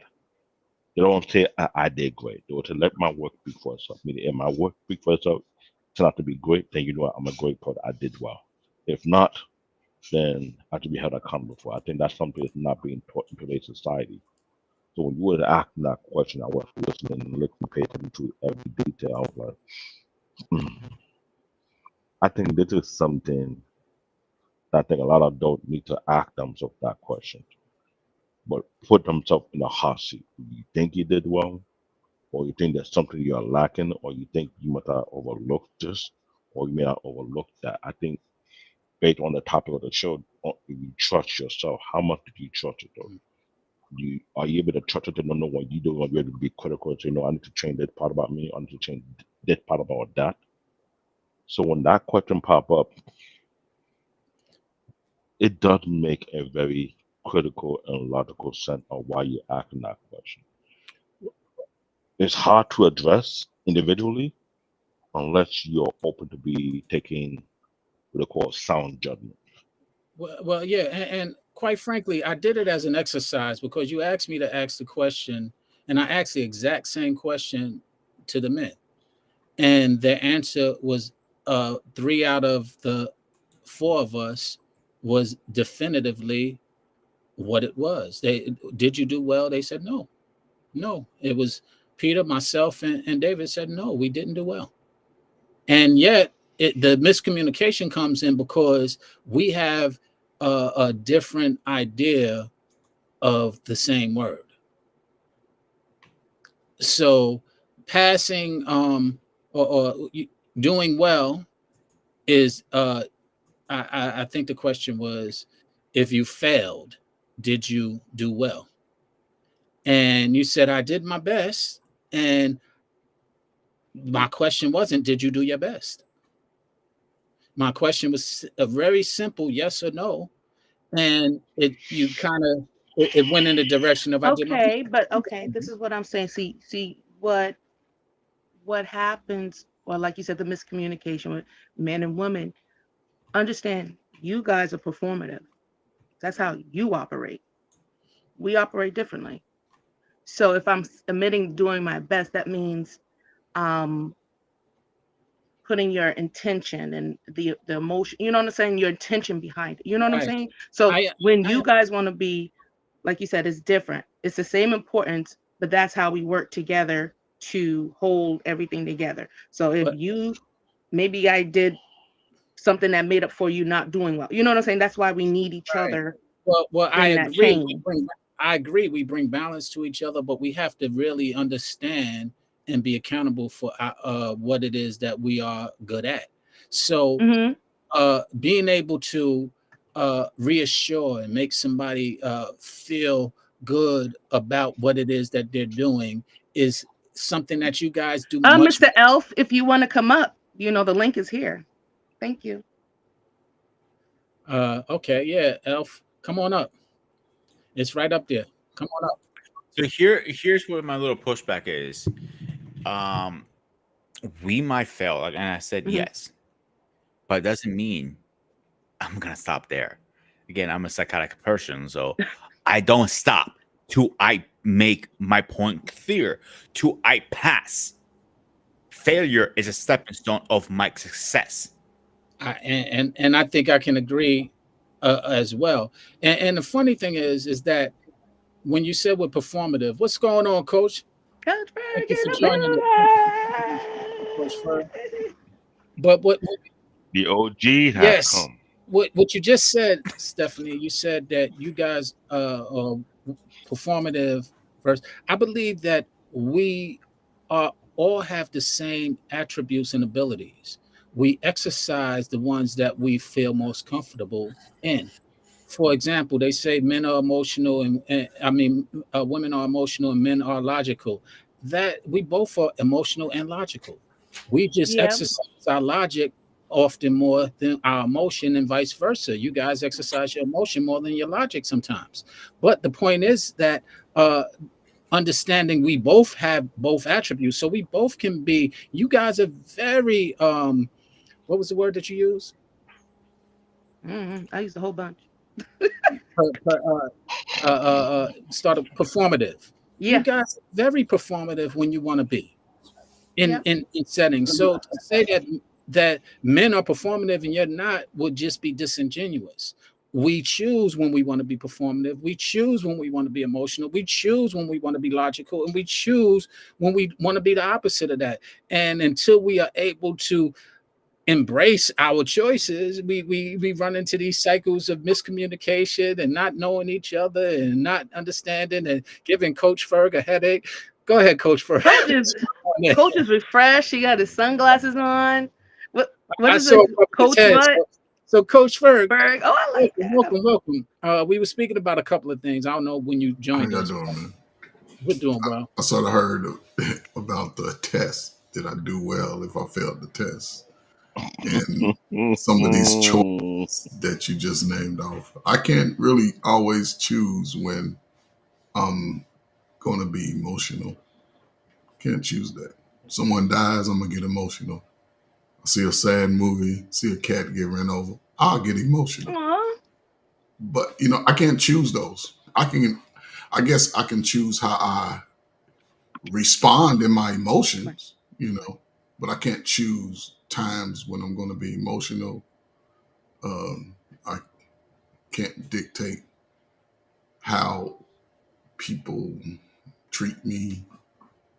I can just control how I respond to those actions. Really, that's the way I see it. I agree with you, and I wasn't saying that we choose when or not. No, stay on it, Sean. Stay firm on it. What you say? I'm saying I'm not saying the timing of when we choosing it. I'm saying we choose. For example, we practice to be numb to our emotions. Men often have done that since we were kids. We have practiced to be. We have been taught to. Oh, shake that off. Stop crying. Be rough. We've been trained that way, and we start practicing that at times. Whereas, go ahead, let it out. You can go ahead and cry. Yeah, I have been practicing to do opposite that, but we have the ability to do both with the practice. I mean, I agree with that. You do have the ability at some point. As you grow older, you develop that ability to sort of manage that, but I don't see it happening before a kid is 8, 9, 10 years old. I don't see it, yeah. And by far, I compartmentalize things like that. Like, I never heard my father tell me, suck it up, stop crying. I never heard him say that. But as a kid, a young man, you don't want to cry around certain people. Your father, your girlfriend. You don't want to do it. But what's that? This is the video that actually. Thank you, Dave, for putting it up. But go ahead. Before we play the video, finish your thought, Coach. No, I mean, so, and again, this is a different time of man, a different type of man who's been sort of programmed under a woman's leadership. So that could be the problem with men of today. When you've only been taught how to respond through a woman's lens, then it can be complicated. I see it more so today. More guys focus on, what their feelings are and what event happened and how they didn't respond 25 years ago. And we all know hindsight is 2020. So, of course, as 18, 17, my response is not going to be the same as an old 50-something-year-old. And I think most men don't. They try to keep it all in one life. I mean, what I mean is they're trying to take 18 into 40, 20 into 40. You can't do that. You sort of got to just keep it all separate and understand that life is about the ups and downs, the ebbs and the flows. It's part of the growth foundation. So at 50, the same stuff that used to get me worked up at 30, I should be able to have greater control over that emotionally. I wouldn't want to be crashing out on people just because they said I'm light-skinned and ugly. I accept my ugly truth, so you can't say anything about me physically to hurt my emotions. I'm ugly to some women. I can accept that. Cool. You ugly to me too. I'm just not gonna, oh, you call me ugly, see, no, I ain't gonna do all that. And I think that's where a lot of you, but that becomes with teaching. Ugly truth. I'm just saying, Really? I'm a Gen X, so I can say stuff back. I'm still being worked on. So and I don't mean, I just do it just to take the pressure off. I'm not gonna disrespect you and call you out your Coach, name, but I will Coach, find something that I can laugh about and call it out. Keep it moving. I ain't gonna come back the next day. I just let it go. I'll show you. Coach. Ugly truth, you're a pretty boy. Man, Coach. listen, man. See. People make listen. What you saying is crazy because females used to make the same assumption when they see me pull up. And yes, when I'm outside, I like to dress for the occasion. I want to smell good. I want you to look at me and be like, "Damn, he's fine."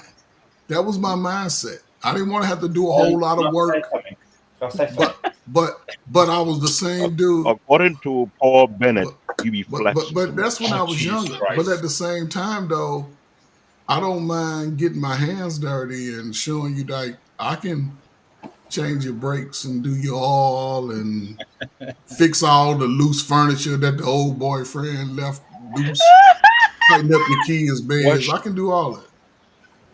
Question: when you change the brake, you have your shirt on or it's off? Oh, Which one? David. Which one? Say it Pause. again, what? No Diddy. Oh, No, what No he say? Diddy, David. Come on.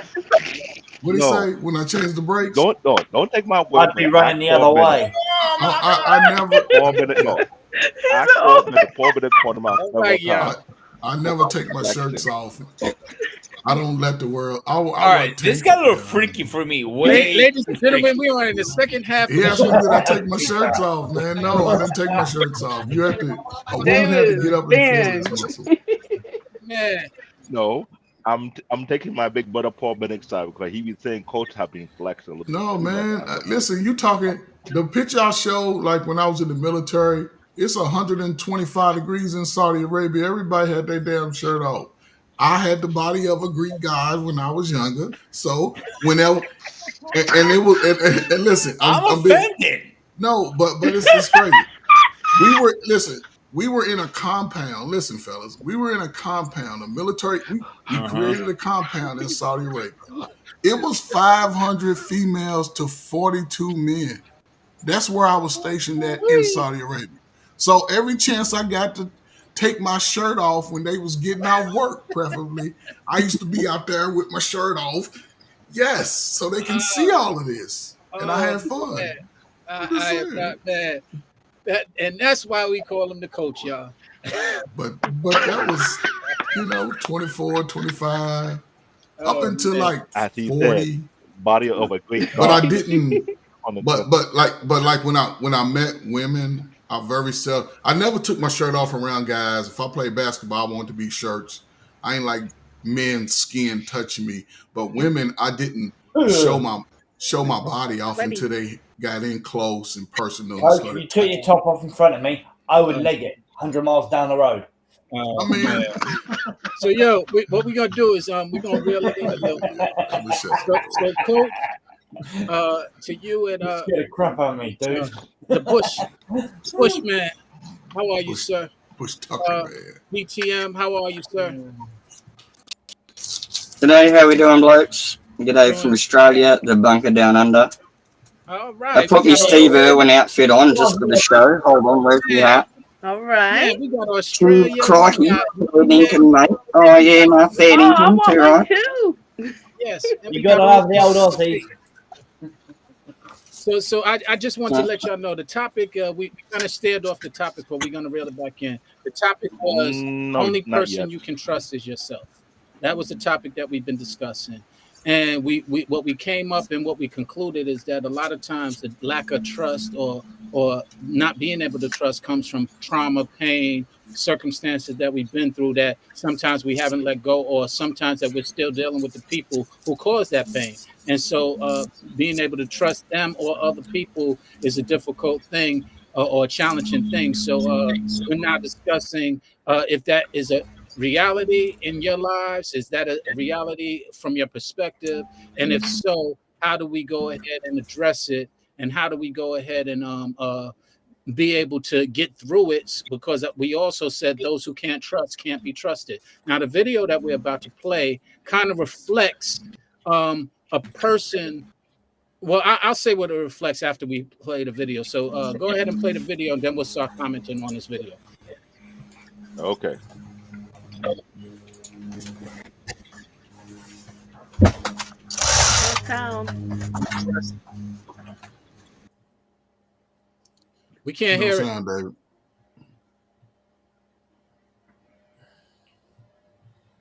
David? See, I'm here. I was just moving my Starlink dish. I'm in the outback, mate. Oh, not you, but there's another David. David, can you hear us, man? Because we can't hear you. Headphones. David, we can't hear the sound, bro. David, do you know what the hell you're doing again? He ain't even responded. Well, let me tell you what the girl is saying. She's like, "What do you mean? Actually, I got this video I from just your think channel, Stephanie. Men and women situations from a different mindset. Like you say, one's logical, one's emotional, and men want to order the world, and women want to care for it. And it's just the way it is. And together, we should be able to work well. And it's like the same thing. As long as you tried your best, it's just the way we look at things, right? And I think you have a very valid point. And I think that is, if we're going to go into typical roles of men and women, and being able to embrace those roles is sometimes was challenging. And Dave, no, we didn't hear the video whatsoever. Okay, I'm about to act that one. No, man, we was telling you. We share it. Let me share it again. Okay. Something was wrong. No. Shut up. Shut up. Do you want me to share it if you send it to me? And we wrestled with that reality. What you just said, BTM, is we had the ladies speaking from their perspective, and we were speaking from our perspective. And I think a lot of times our perspectives are genuine and valid. It's just that we have different ways to communicate. So, for example, when we was just doing the exercise, Well, you got to think about it in terms of like the village, right? If you're raising a child, they need both. Even if you do fail, you need your mum to tell you, yes, you did your best. But you also need someone that's logical as well that say, no, you got to try harder. Then we'll just help to teach you more. Right? There's two approaches to it, right? I agree, and those two approaches is what we advocate and trying to get everybody to get some balance. I think what is the man's purpose in life is to bring balance to a woman. What is a woman's purpose in life? To bring balance to a man. So to your point, we bring balance to one another. I agree wholeheartedly. So I think that's a very wholesome idea. A man's purpose I think is to bring that should be the balance to greatest. a I woman. don't think we should be differences. No, argument about it. I think it's and celebrate them. It's breaking up a little. Sean, what made you come up with the idea that a man's purpose is to bring balance to a woman? Because that's what we do. We order the world where they want to care for it, and that's what we do together. They want to care for the world, and we make it orderly so they can do it, right? And we need each other to make this facilitated and have a wholesome, like, village, right? But that's a good way to look at it. But I want to hear your point of view, Coach Ferg. What But I don't. To me, I don't think it's a man's purpose to bring balance. I just think that that's innately within a man. Once he comes into a woman's life, he brings balance to her. I don't think it's something that he has to pursue. I'm sorry. I've never. Well, isn't that the same thing? If it's innately inbuilt, wouldn't that be some kind of way to describe it? Right. In her life, so it doesn't really matter. Like I said, there's different there's different types of relationships. There's the friendships, there's the, you know, the sexual relationship, there's the familial relationship. So I believe it's it, extremely important for a daughter to have a father and a son to have a mother. You know, that cross gender bond to an adult who's got stable hormones as you're growing up as a teenager keeps you in check. All right. And when you don't have that around Yeah, you, that like the opposite gender to say, hey, don't be mean to your mum if you're a young girl, or if you're a young guy and you don't have your mum yelling at you, don't fight with your dad. You know, it's the same thing. no, yeah, but that brings balance. Yes, having those resources, having those individuals in a young man and young woman's life definitely brings balance. But I don't think it's a man's purpose to do that. Well, To well, me, I don't want to get I don't want to yeah, get I just stumbled on the trying to word understand it. purpose. I understand what Oh, you're saying, and I'm well, not. words have meaning. So when I hear Well, certain, I need well, I'm to. using it. I'm using it loosely. It has context as well, and I'm using the context loosely, so that we could get to a general point. And the point is to your point that you just made. You said that it's innately there, but we don't exercise everything that's innately. That's what we were just speaking about with mothers, and sometimes them not doing some of the motherly things. Well, men as well don't do innately what they were supposed to do often. It's something that's practiced and something that we have to actually execute to be able to do it well. But I Sean, think there's, okay, I think there's a fundamental social problem going on in society, and you know, it wasn't uncommon for like someone in the Middle Ages to just profess their love in the middle of the street because they didn't have this hookup culture. And if you were going to like be in love with someone, you stood out the front of their house playing the stereo, singing like some punk rock song that you're in love with her. You know, like you made those big gestures. And it needs a big problem there with all that kind of thing. You're breaking up a little, but I think we got the gist of it, and I think none of us disagree with what you're saying. And Coach Ferg, you were saying. well, that's what I guess because okay, if I have a purpose in my life, right?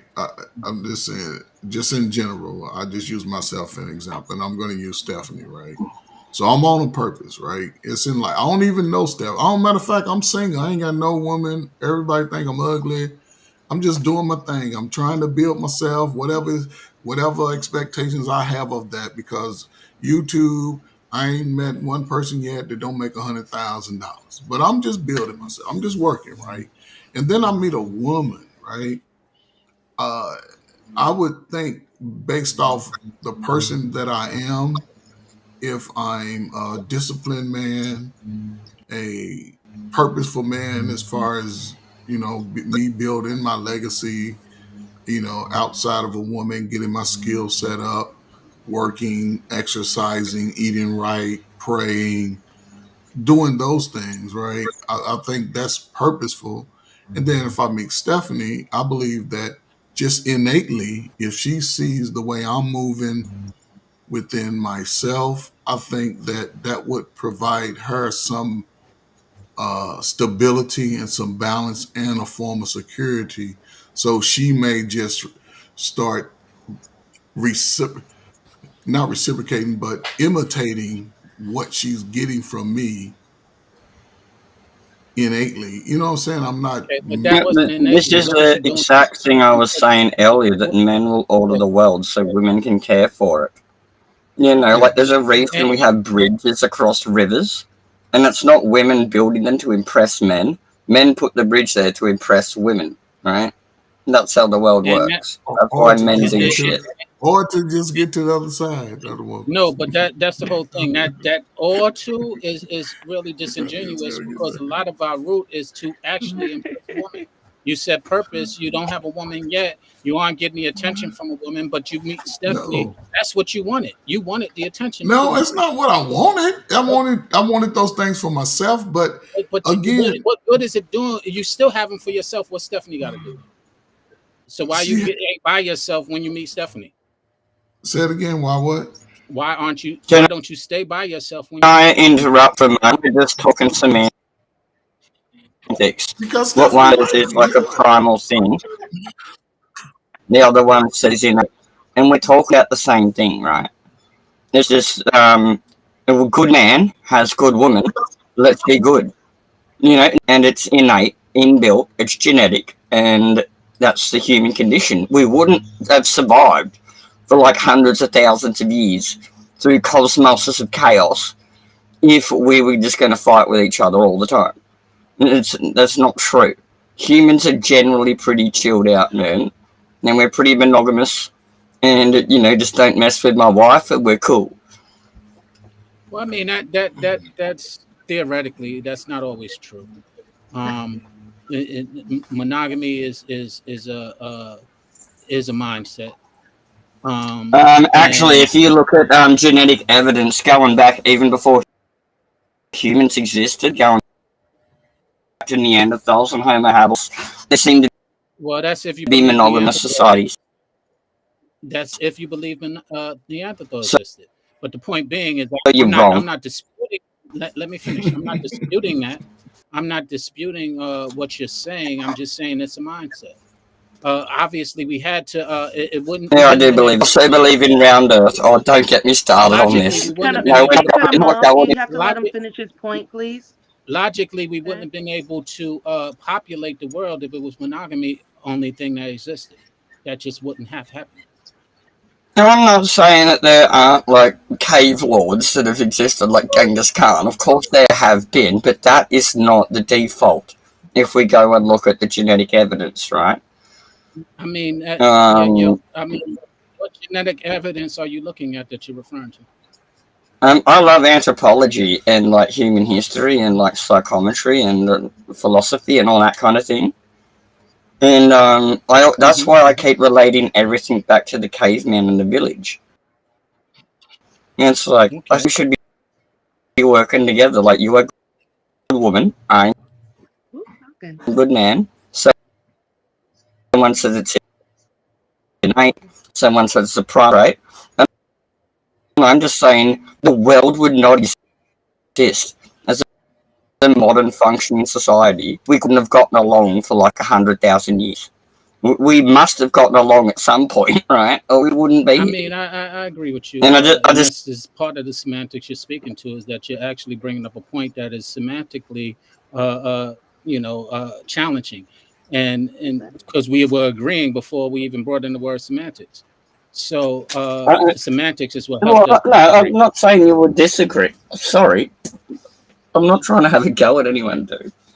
I'm just Aussie, and Yeah, my yeah, no. vocabulary is not the same as your guys, right? I just talk Okay, cool. differently. Let's do Well, it. go ahead. Let's Absolutely, I play agree. music. I agree. But Ferg, you were finishing your statement. Sorry for interrupting. No, I finished, man. I'd rather just, let's watch the video because I'm interested to see what this young lady is saying. It's crazy. Because, when I hear my 40 and under speaking, it's always something interesting that they philosophize in their mind. Yeah, They want to and share. this came from Stephanie. So here we go. Go ahead. I got a bank in the mail with an account that I don't know nothing about. First of all, don't come in here yelling at me about no account. I have an account to make sure I'm good. That's why the account is there. Why are you taking money out of my account while I don't know? You are my husband. I have to make sure I'm good. I'm not. If we were to ever get divorced, I'm not about to be out here for nothing. We gotta make sure we good. This don't got nothing to do with you sitting taking money out of my account that I work hard for. Do you not work for us? Are we not a family? You want? Don't. This is working for you. This ain't working for No, us. it is. I have to make sure I'm good. I'm a woman. If you were to leave me, I need to be okay. What is the problem? You need to be a problem. What's wrong with you? Listen, check this out. At the end of the day, you can account Why? for that. I work hard and struggling. I have to make sure I'm good. I can't. I'm not about to argue with you about money. You are No, self-control. I'm not. No, I'm not. Everything I've done for us. Are you serious? You mad because I'm putting Everything you done for who? Everything you done for me, I'm the one working. I'm the one putting in the time. You cannot be for real right now, Keith. Everything I do for us, and you're mad that I put a little money to the side for me? Everything you do for Yes. everything you do for Yes. you. Statement. It's just. I'm gonna tell you, man. gonna do about it? Embezzling. She's embezzling the family funds. I don't care about this right now. I'm You know so what I need to serious. do with you? You know what I need to do with you? I need to account and stop sharing you. Cause that's the reason that's how you able to go in my. She's embezzling the family funds. A little And, bit aside for I'm myself, gonna and it's like that's not Hold on, motherfucking money. yeah. bitch. Before we start, I'm going to say this. The topic is only Complete person you can breakdown of trust. communication. boy, if you don't be quiet. Hold on. The topic is only person you can trust is yourself.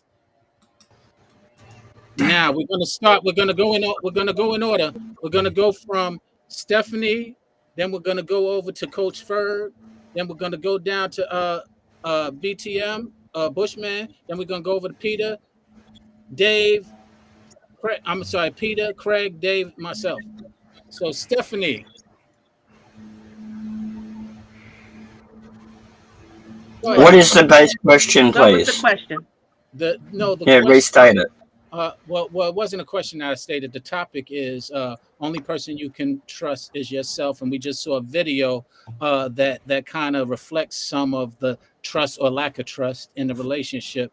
What are your sentiments about it? Well, she definitely was showing mistrust of her husband by definitely going behind his back. Um, you know, transferring money over to a secret account where she could have plainly asked, "Hey, babe, can I get an allowance or something, whatever, just put away money for myself." Boom, easy. He could have, but it could have been a yes or no or whatever, or go out the house or seek another way to find money. But that was just very disgusting because now, even though it wasn't, infidelity, it was a type of sort of cheating. You know what I'm saying? Because he got offended because he's putting all this hard work and doing all these things for her, while he's expecting that, wow, this lady has my trust and my heart, while all the while she doesn't really trust him and she's kind of looking out for herself. But why would you do that if you got into a marriage which you guys are one? So I don't get that part. So she don't trust in the institution of marriage. She don't trust in her husband, and now she just disrupted the whole ecosystem of our household. Now her husband is not gonna trust her as a result of it. Okay, good analogy. I think Coach Ferg. that's a very healthy take on the situation. Wait. To be honest. You have to wait your turn, Sorry. Bushman, please. We're going in order. Coach Ferg. Yeah, I mean, I agree. A lot of what Stephanie said. When I see stuff Sorry. like this, right, and the fact that I've been married to my wife, I trust my wife, more than I trust anybody else. She has access to everything I have, and I have to her. If she's hiding something, she better take that shit to her grave. That's all I can say. Take it to your grave.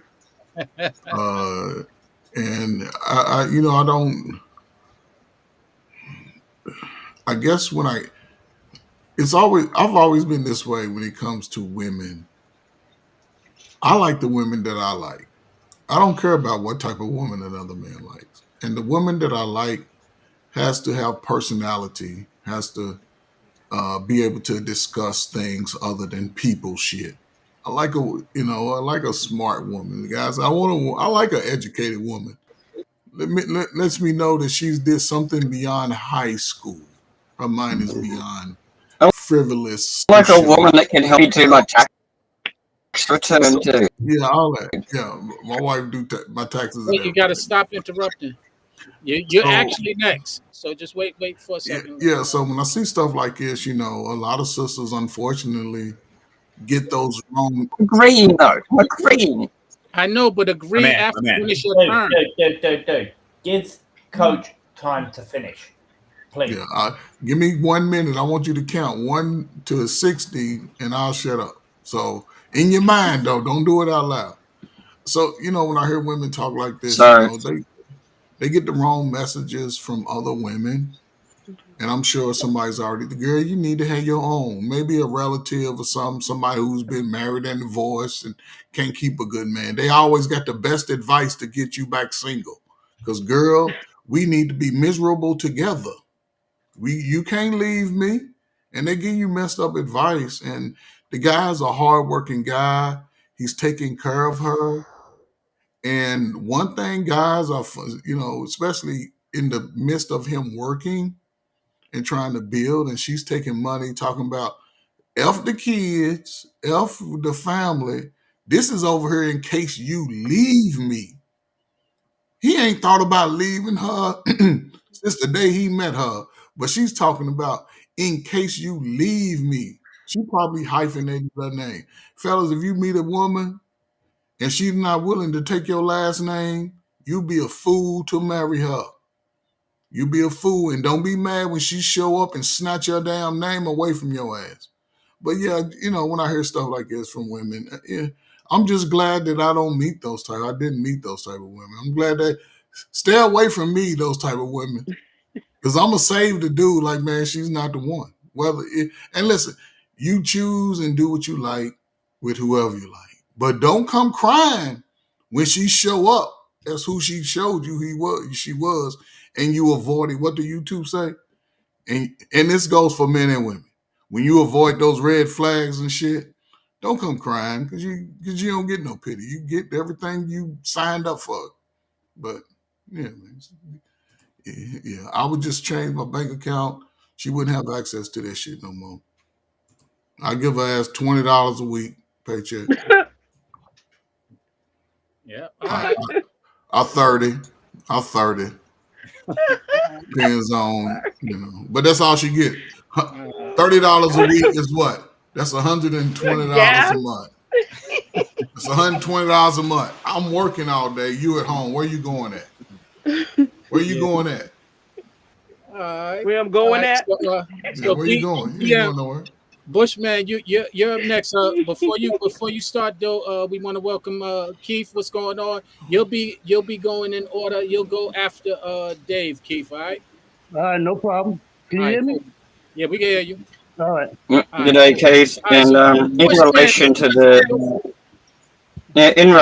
the actual video, I think it's pretty tragic that people have been traumatized and say that the only person you can trust is yourself. And for some people, the reality. But ideally, this whole idea that she's already started putting things aside just in case means she has no faith. Sad to me. And in that kind of case, when that keeps happening to people, it's like they do just depend on themselves. And I think it's not the right way to be. I don't think it's biologically correct. I think we need each other. Ideally, we should have each other. But the people that say the only person you can trust is yourself, whether they're men or women, it all stems from trauma. And I've been through that experience, and it's not really good. And I understand what the ideal should be, because it just fucking sucks. But there we go. That's my opinion. All right. Well, thank you for that. And I agree. I wholeheartedly agree. All right, Peter, it is Mr. Sparta. It is on you. So first of all, she had a lot of balls on herself to take the money out without his permission and saying, you have to do this. I don't have to do shit. I have to support our family, not you, our family. I have to support my kids. Now, anything extra, that's negotiable. But me telling me, oh, I got to take care of myself, I would have ripped her head off with a silver platter. Simple as that. You'll be hearing this in my house. I am not even joking. Like, not literally, but you get the idea. But my point is trying to get to is to me, that's a gold digger 101. That's the type of woman I don't want to near my life. I don't want her even put in the same air. I don't want her even in the same planet with me. Get rid of this fucking twat out of my life.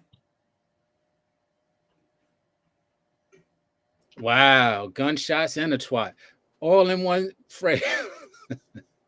I don't know. That was a little bit extreme there. Over $20, bro.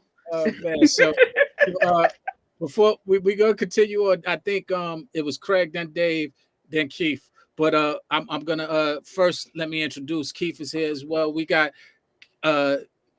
Bushman from Australia. We got Craig from London. We got all types of United States in the middle. So Keith is also CBN for representing for Africa and the U.S. at the same time. And Africa, Canada, Africa, and the U.S. with Dave. So we have a nice smorgasbord of people. Then we got Keith, who represents Brooklyn, Atlanta, via Atlanta right now, but he definitely represents wholeheartedly. I represent the ghetto. Brooklyn. Hey, how you doing, everybody? So yeah, so I just want to introduce him. That's actually my uncle as well. So what's up, Keith? And I want y'all to greet him warmly when he does speak. So with that being said, Craig, it is on you. Dave, you're next, and then Keith, and then myself, and we'll close The out. way I look at it is, if a woman wants respect, she'll have to earn it. Same as if a woman wants respect from a guy, the guy has to earn it from her. Uh-oh. I don't know if that was the topic or not. Yeah, I mean, well, the video was the topic. What's your sentiments about it, about the video? And you summed it up real quickly and easily right there. You can leave it there unless you got something else you want to add. I've got nothing else to say. Sorry, I wasn't paying much attention. All I got was from what everyone else was saying, that if a woman wants respect, you have to give it to her, but she also has to earn it at the same time. Okay. Same goes the other way. That's as far as I got the gist of it all. Sorry. I got distracted from all of it. All right, it's all good. It's all good. All right, so Dave is on you. Watch it, y'all. That video went viral for a good year when that first came out.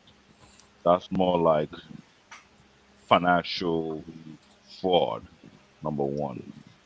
Not only in the US, but also in Africa. Two, that is a breach of trust. It's not a regular breach, it's a severe breach. Okay, if I know African men very, very well, especially those from Nigeria,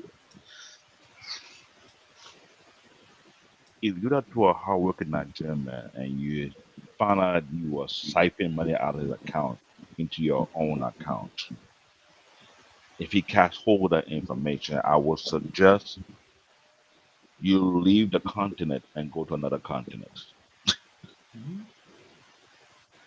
No, you think what I've observed in living in Nigeria, even I'm in it in present time, Nigerian men don't take that thing lightly.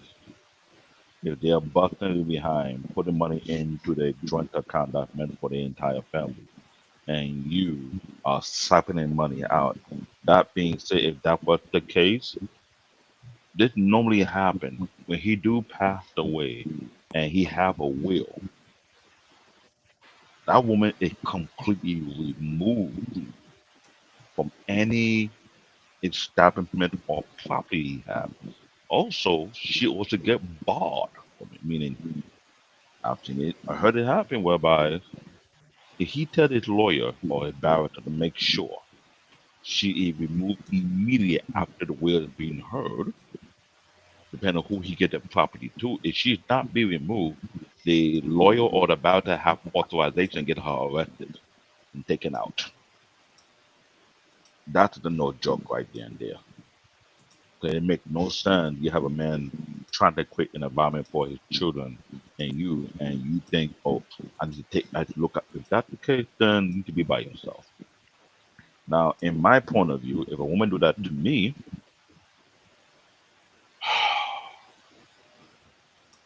if I can be frank about it,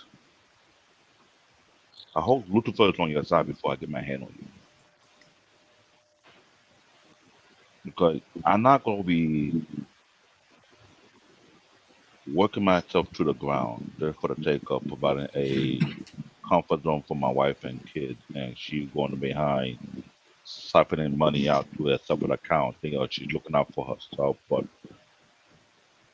I'm putting myself on the line, making sure you guys are taken care and you siphon the money. You might well just get a lawyer, find a safe house, and just appear and never come back. Because I don't take that type of concept too lightly. Yes, I am being recorded. Yet I'm stating that fact. If you're going to do such a thing to me, then you might well just disappear and never come back. I would never, ever want to deal with such approach, because that person can do that to you. How much more they can do beyond that level? But there is a level of trust is broken there. With me, I would have to rewrite everything. I would have to make sure you remove for my benefit, you remove for my trust, you remove for anything I'm planning to lead down the line. Meaning, when my time do come, I will make sure I put in the will. By all means, she is not allowed not to touch the property, the estate, nor the business, whatever I left behind. If she come near, she should be locked up and never be left out again. I will put that clause.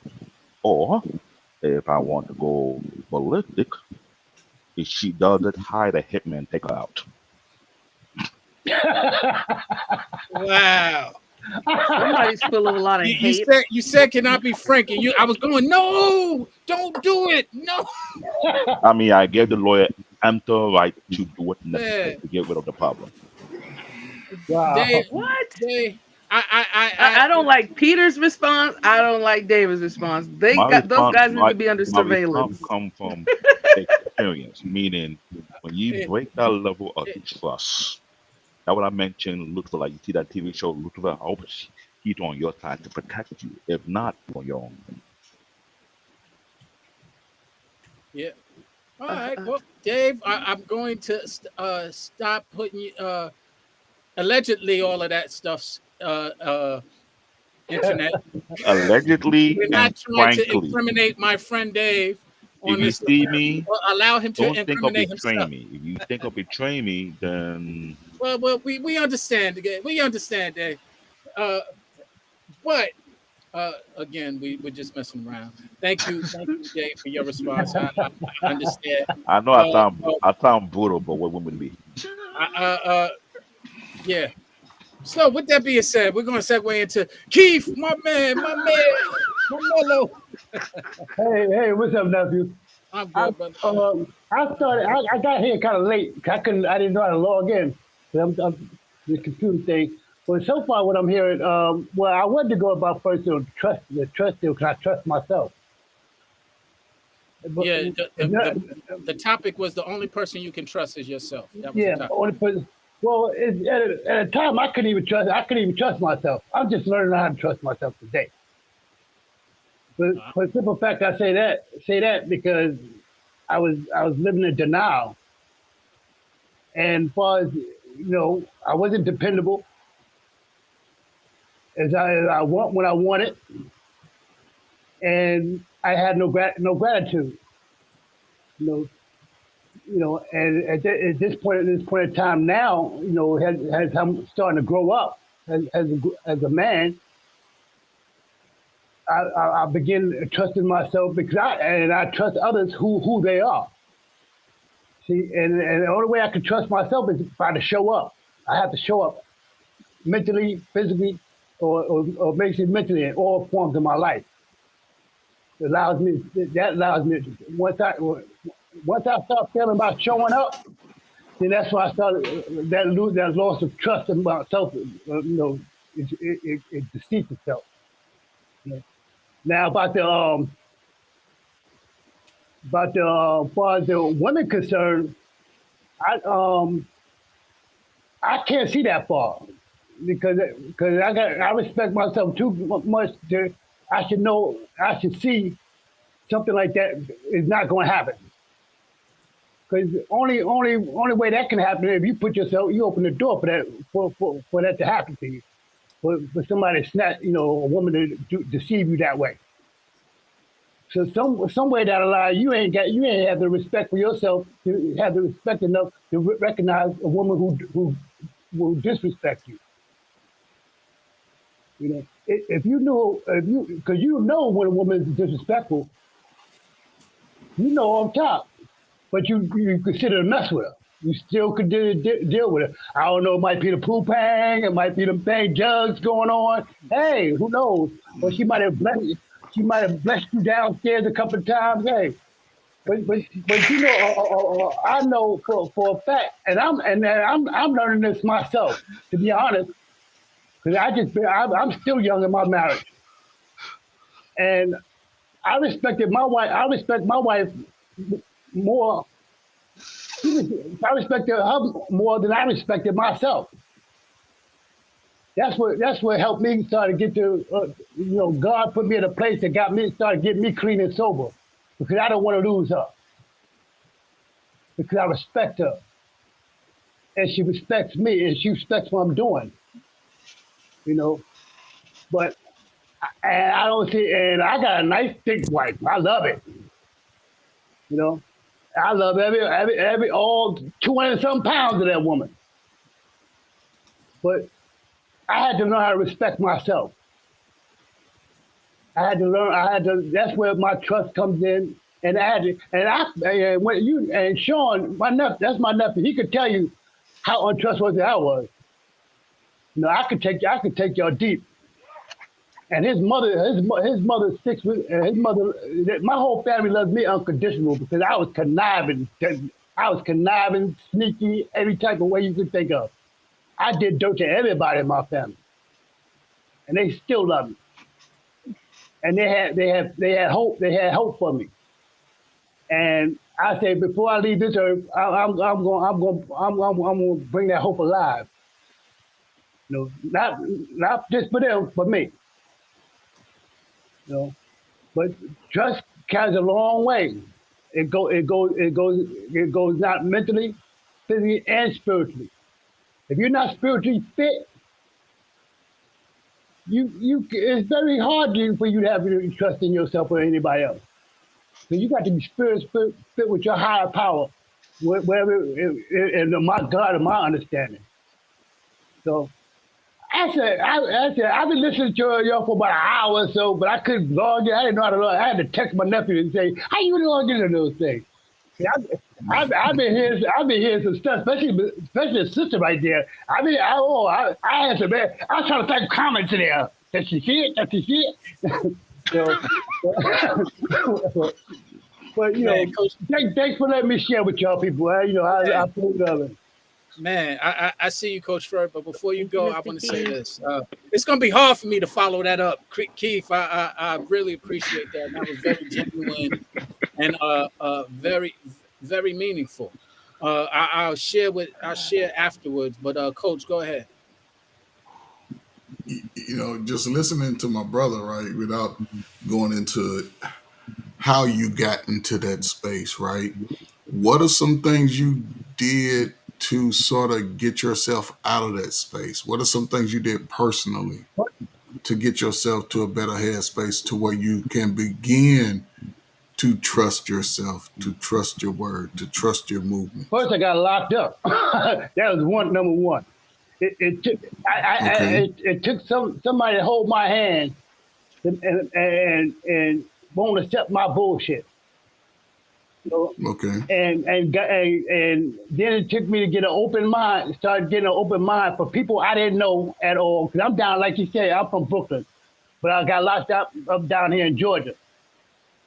And I didn't know nobody down here, didn't know no one. And one of these counselors, a young counselor, gave me, she was my counselor. She said, Mr. Anderson, why don't you just allow somebody to love you? That's my first test for you.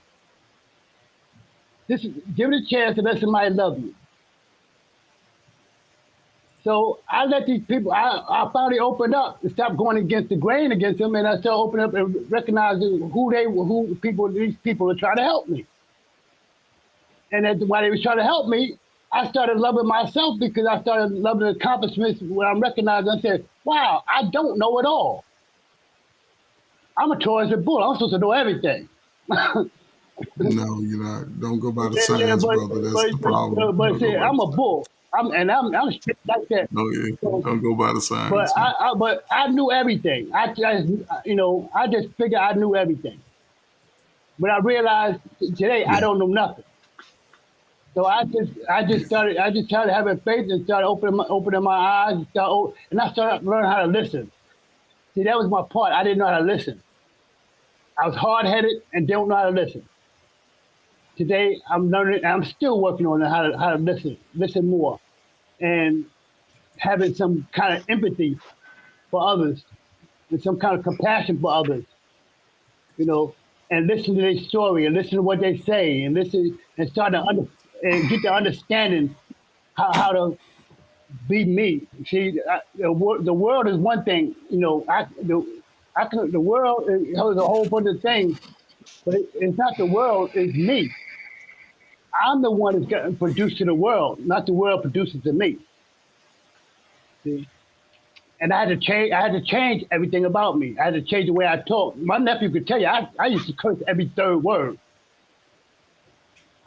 Today I'm practicing not to tell a curse or nothing. I try to change it and try to take that curse and put it into a word from the dictionary. So that's just and just having and keeping peace. See, I know how to sit back with I learned how to be with myself for once. So really quick, brother, how old were you when you started to make this transition? 4 years ago. No, so recently in your life. Recently. Yeah, I spent 58 years of being a complete asshole. 50 years. I'm 62. I'm 62 now. I spent 50 years knowing it all, being stubborn, being sneaky, conniving, always wanted my way.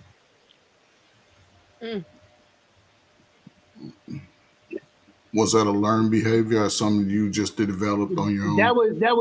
That was something basically on my own because I only had one person that was teaching me the right way, and that's Sean's mother, which was. And that was the one. Was that the one person you trusted? I trusted her to the fullest.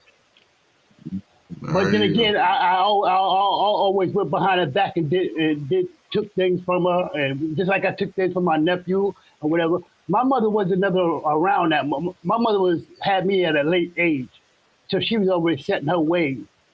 My father, he worked all day, come home, did his thing, and went to sleep. So you took advantage. Yeah, of that. I was the youngest. I was the youngest. I was the baby of the bunch, and I was spoiled. Okay. So it took someone else to hold you accountable before you started holding yourself accountable. That's correct. It always did.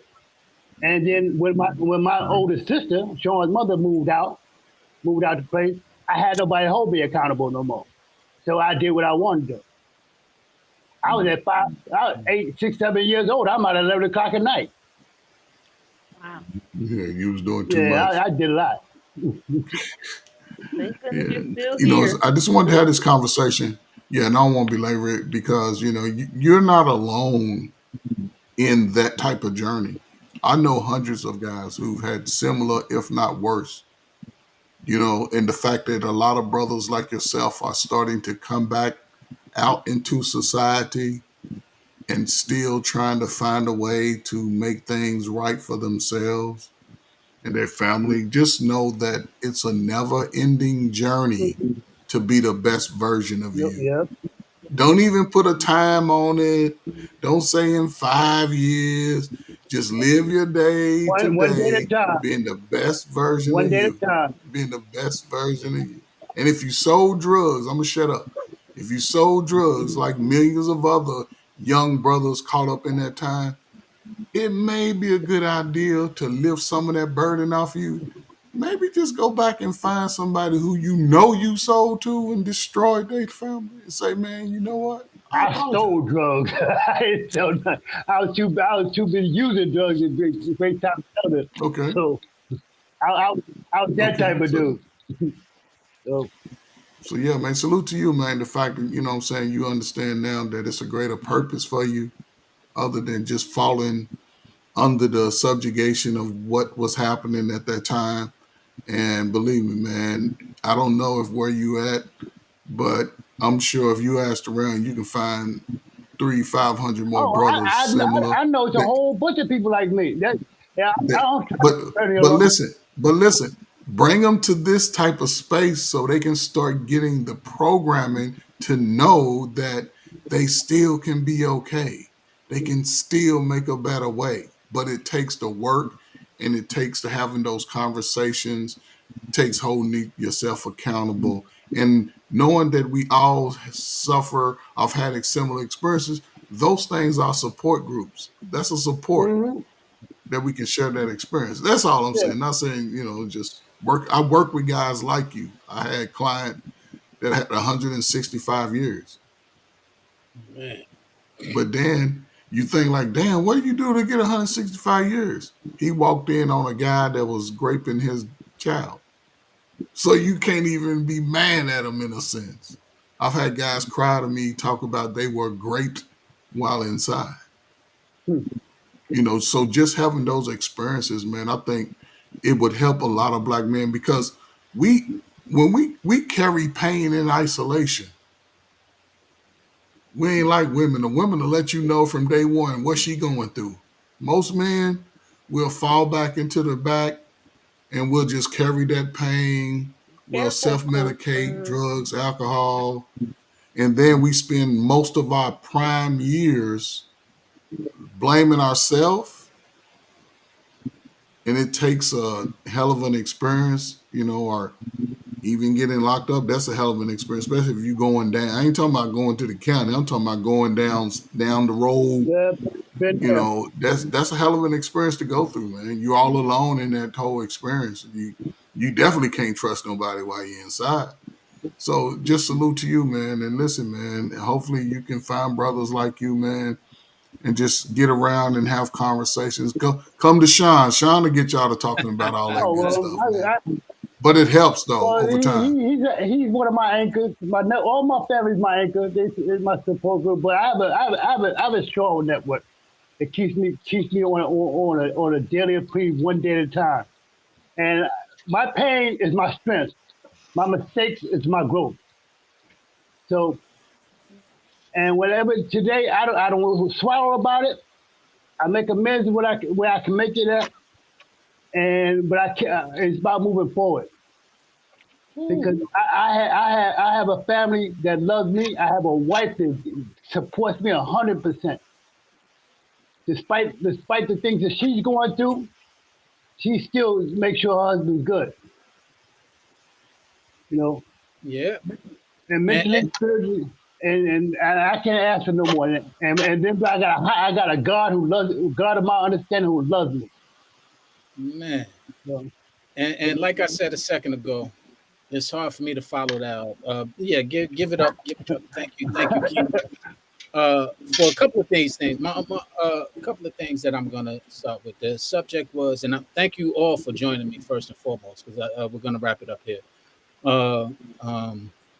Sparta, David, Craig, Bushman, Coach Ferd, my special invited guest, Miss Stephanie, the Wife School Podcast, as well as Alicia. Yes, as well as Alicia, who joined us earlier, and who also. I want to thank you all for coming. I came up with this topic. Only person you can trust is yourself for a couple of reasons. One is because trust, I feel, is the foundation of most successful relationships, if not all successful relationships. And it being broken is very traumatic. It's I it's not a it's irony that my uncle's here right now. It's the Lord is what I would call it, because I thank you again for joining us, but I thank you specifically because we was talking earlier about with without those who can't trust themselves was something that I brought up. And I asked the question, what about it's easy to trust people that haven't done you wrong or that haven't, uh, you know, did anything that was disingenuous. But what do you do when it's somebody that has done you wrong? How do you go about it here? And y'all remember me asking that question, correct?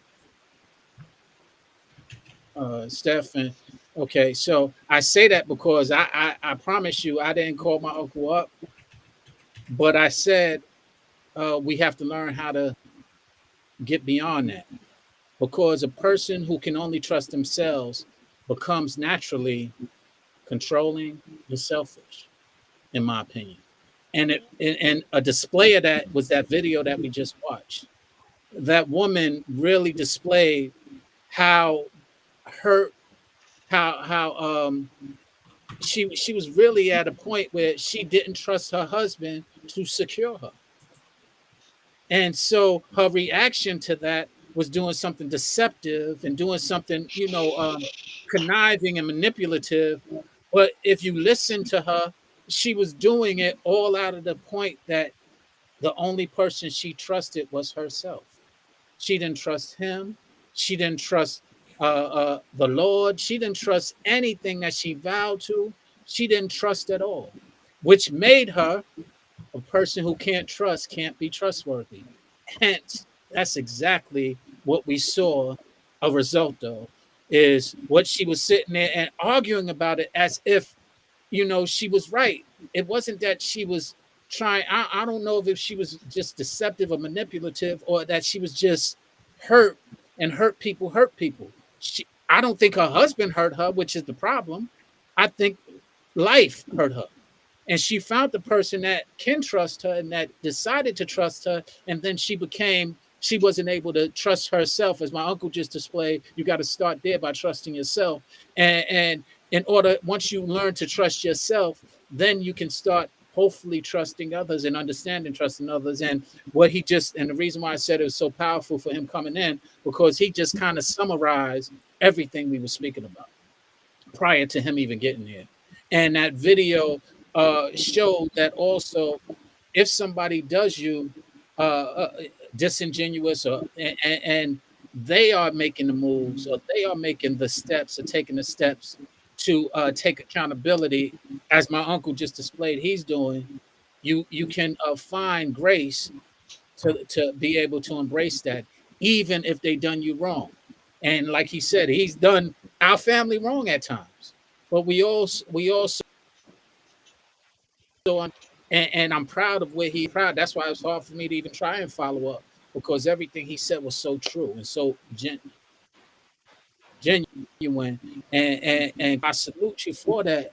And I salute you for coming to the show, because we're a living example of how only trusting yourself can lead to a place of abandonment, a place of lack of love. The only thing that love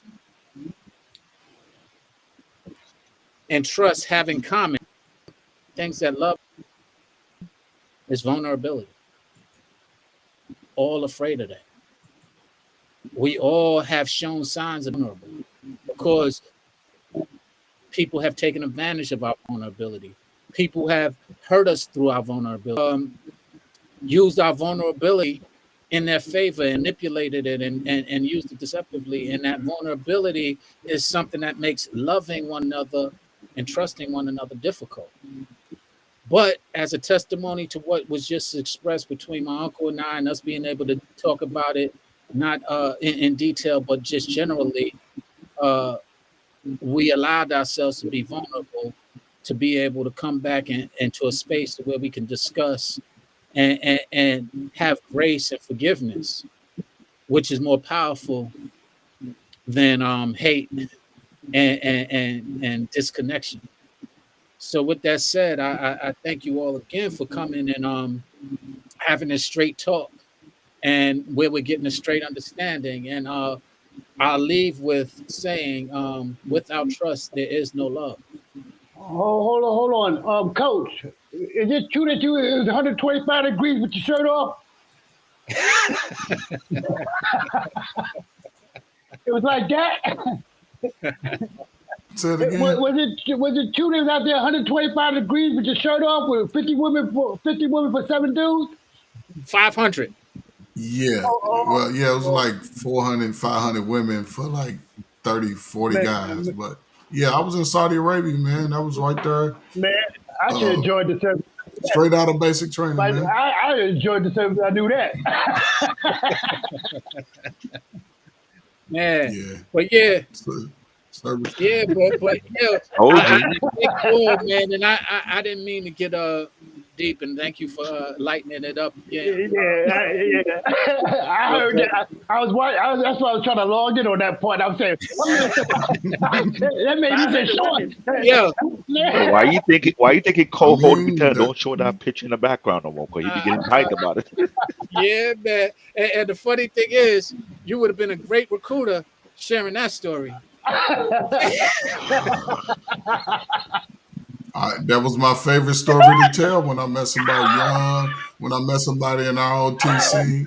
Because, hey, man, listen, man, I got some stories to tell you about that. Well, guys, he's going to be on the gray area this week, so hopefully he tell us some more fun stories on the gray area. Lord. Well, yeah. With that being said, y'all, I want to thank you again. This is Sean Bolden, Sean B. This is Straight Talk. This is Straight Understanding. Thank you for joining us for our first week. We're still working out some of the glitches, but it was a great show. It was a great guest that joined us, and I can't be more grateful that I had y'all all come on and share the moment with me. So thank you. Thank you, Sparta HQ Network, for hosting us. And stay tuned in for all the other shows. Peter, why don't you give us the breakdown of the shows? Yeah, I actually want to go with two things. Let's do a quick schedule update, guys, and let's get the heck out of here. And I want to show our we had a small advertisement, but we didn't actually show it. But I at least want to show them their support. They're showing us. Tomorrow night, we are talking about the Mighty Ducks from Puck to Power. So it'll be interesting. David, give me that look. You're coming on tomorrow. And on Sunday, Coach will be my personal guest on the gray area, talking about his service time and coaching career. So and all the flirting he did in the military. Make sure I get the link early. Yeah, you are. Don't worry. I'm going to text BME tomorrow. Actually, set it up. 4 hours. You got all the stuff. No. Hey, that's football time, man. So I'm going to be quick. Watch out for them. My uncle's a diehard Detroit Lions fan. What other teams we got up here that's representing? Coach, who you representing? I don't have a favorite team, man. I'm a coach, man. I don't get into. You gotta be a Jet fan on this channel. He waits till the end. I don't have a coach. I don't have a favorite team, man. I like football. So and I watch Pittsburgh Steelers. Women play football. Anyway, on Tuesday, we're gonna be talking about love that leads, love that love levels up. Love that love levels up. Yes. Okay. And on Wednesday, the guys will be talking about comic book versus manga. Who are the difference and the smellers? Now, I will say this as the host of that show. I know we have some comic book fans. I know we got some manga fans. We're going to step on a lot of toes. Either you like it or you don't. If you got the heat for it, bring it to the show, because we are trying to get to a different area and go in a little deeper area, because last show we were doing some breakdown, which I'm hoping people will watch it and get on it to what we were talking about. This particular show on Wednesday, Marvel or DC, you can bring the heat. We welcome the heat. Because there's a lot of points that me and Wally will go into a little bit too deep. You might be shady with it, but it's a good discussion. If you want to come on a panel, then hey, bring your facts, bring your evidence. If we had to fact check you, we're gonna fact check you. Just let you know, we're open for a good, juicy debate. That's what I'm gonna tell you. All right, all right. Any other announcements? Do you want to run the commercial? Yeah, before I we just want do? to show the banner really fast, guys. This weekend, not this weekend, on the week of, I had the dates right here. I always forget the date on it. I thought it was gonna kill me. The week of October the 10th 10th, through the the 12th. 11th, and the 12th, the Greek Orthodox Church of the Strasbourg area is having their annual Greek Fest. I will be there Sunday, cooking my ass off like always. But if you're there, jump in and say hi. And also, guys, please don't forget. Me, David, and Paul will be at Comic-Con at the 11th. So make sure you come by and say hi to us. If you bump into us, I promise David won't eat you guys alive. I'll make sure he behaves. Except that, Sean, I don't have anything else. All right. Ready to close out? Yeah, Straight Talk Lisa Straight Understanding STSU Friday, 6:30 p.m. Pacific, 9:30 p.m. Eastern. We will be having guests join us. I want to invite you all to come up again. Stephanie, definitely thank you for being my co-host I'm tonight. gone half the show. I'm so sorry. Yeah, My we connection. appreciate your presence. Your presence was there. So and it was there the moments we needed it. So it's all good. We thank you for that. We'll be letting you know in advance some of the topics and or guests that we will be having, and we plan on having quite a few. So join us at STSU. Join us here on the Sparta HQ Network. And I thank you for my co-host, Stephanie, and my other co-hosts who joined me tonight. All of you guys here on the panel. And with that being said, I bid you a fair au revoir. As always, guys, stay fresh, stay safe, and I'll see you guys on the next one. Peace.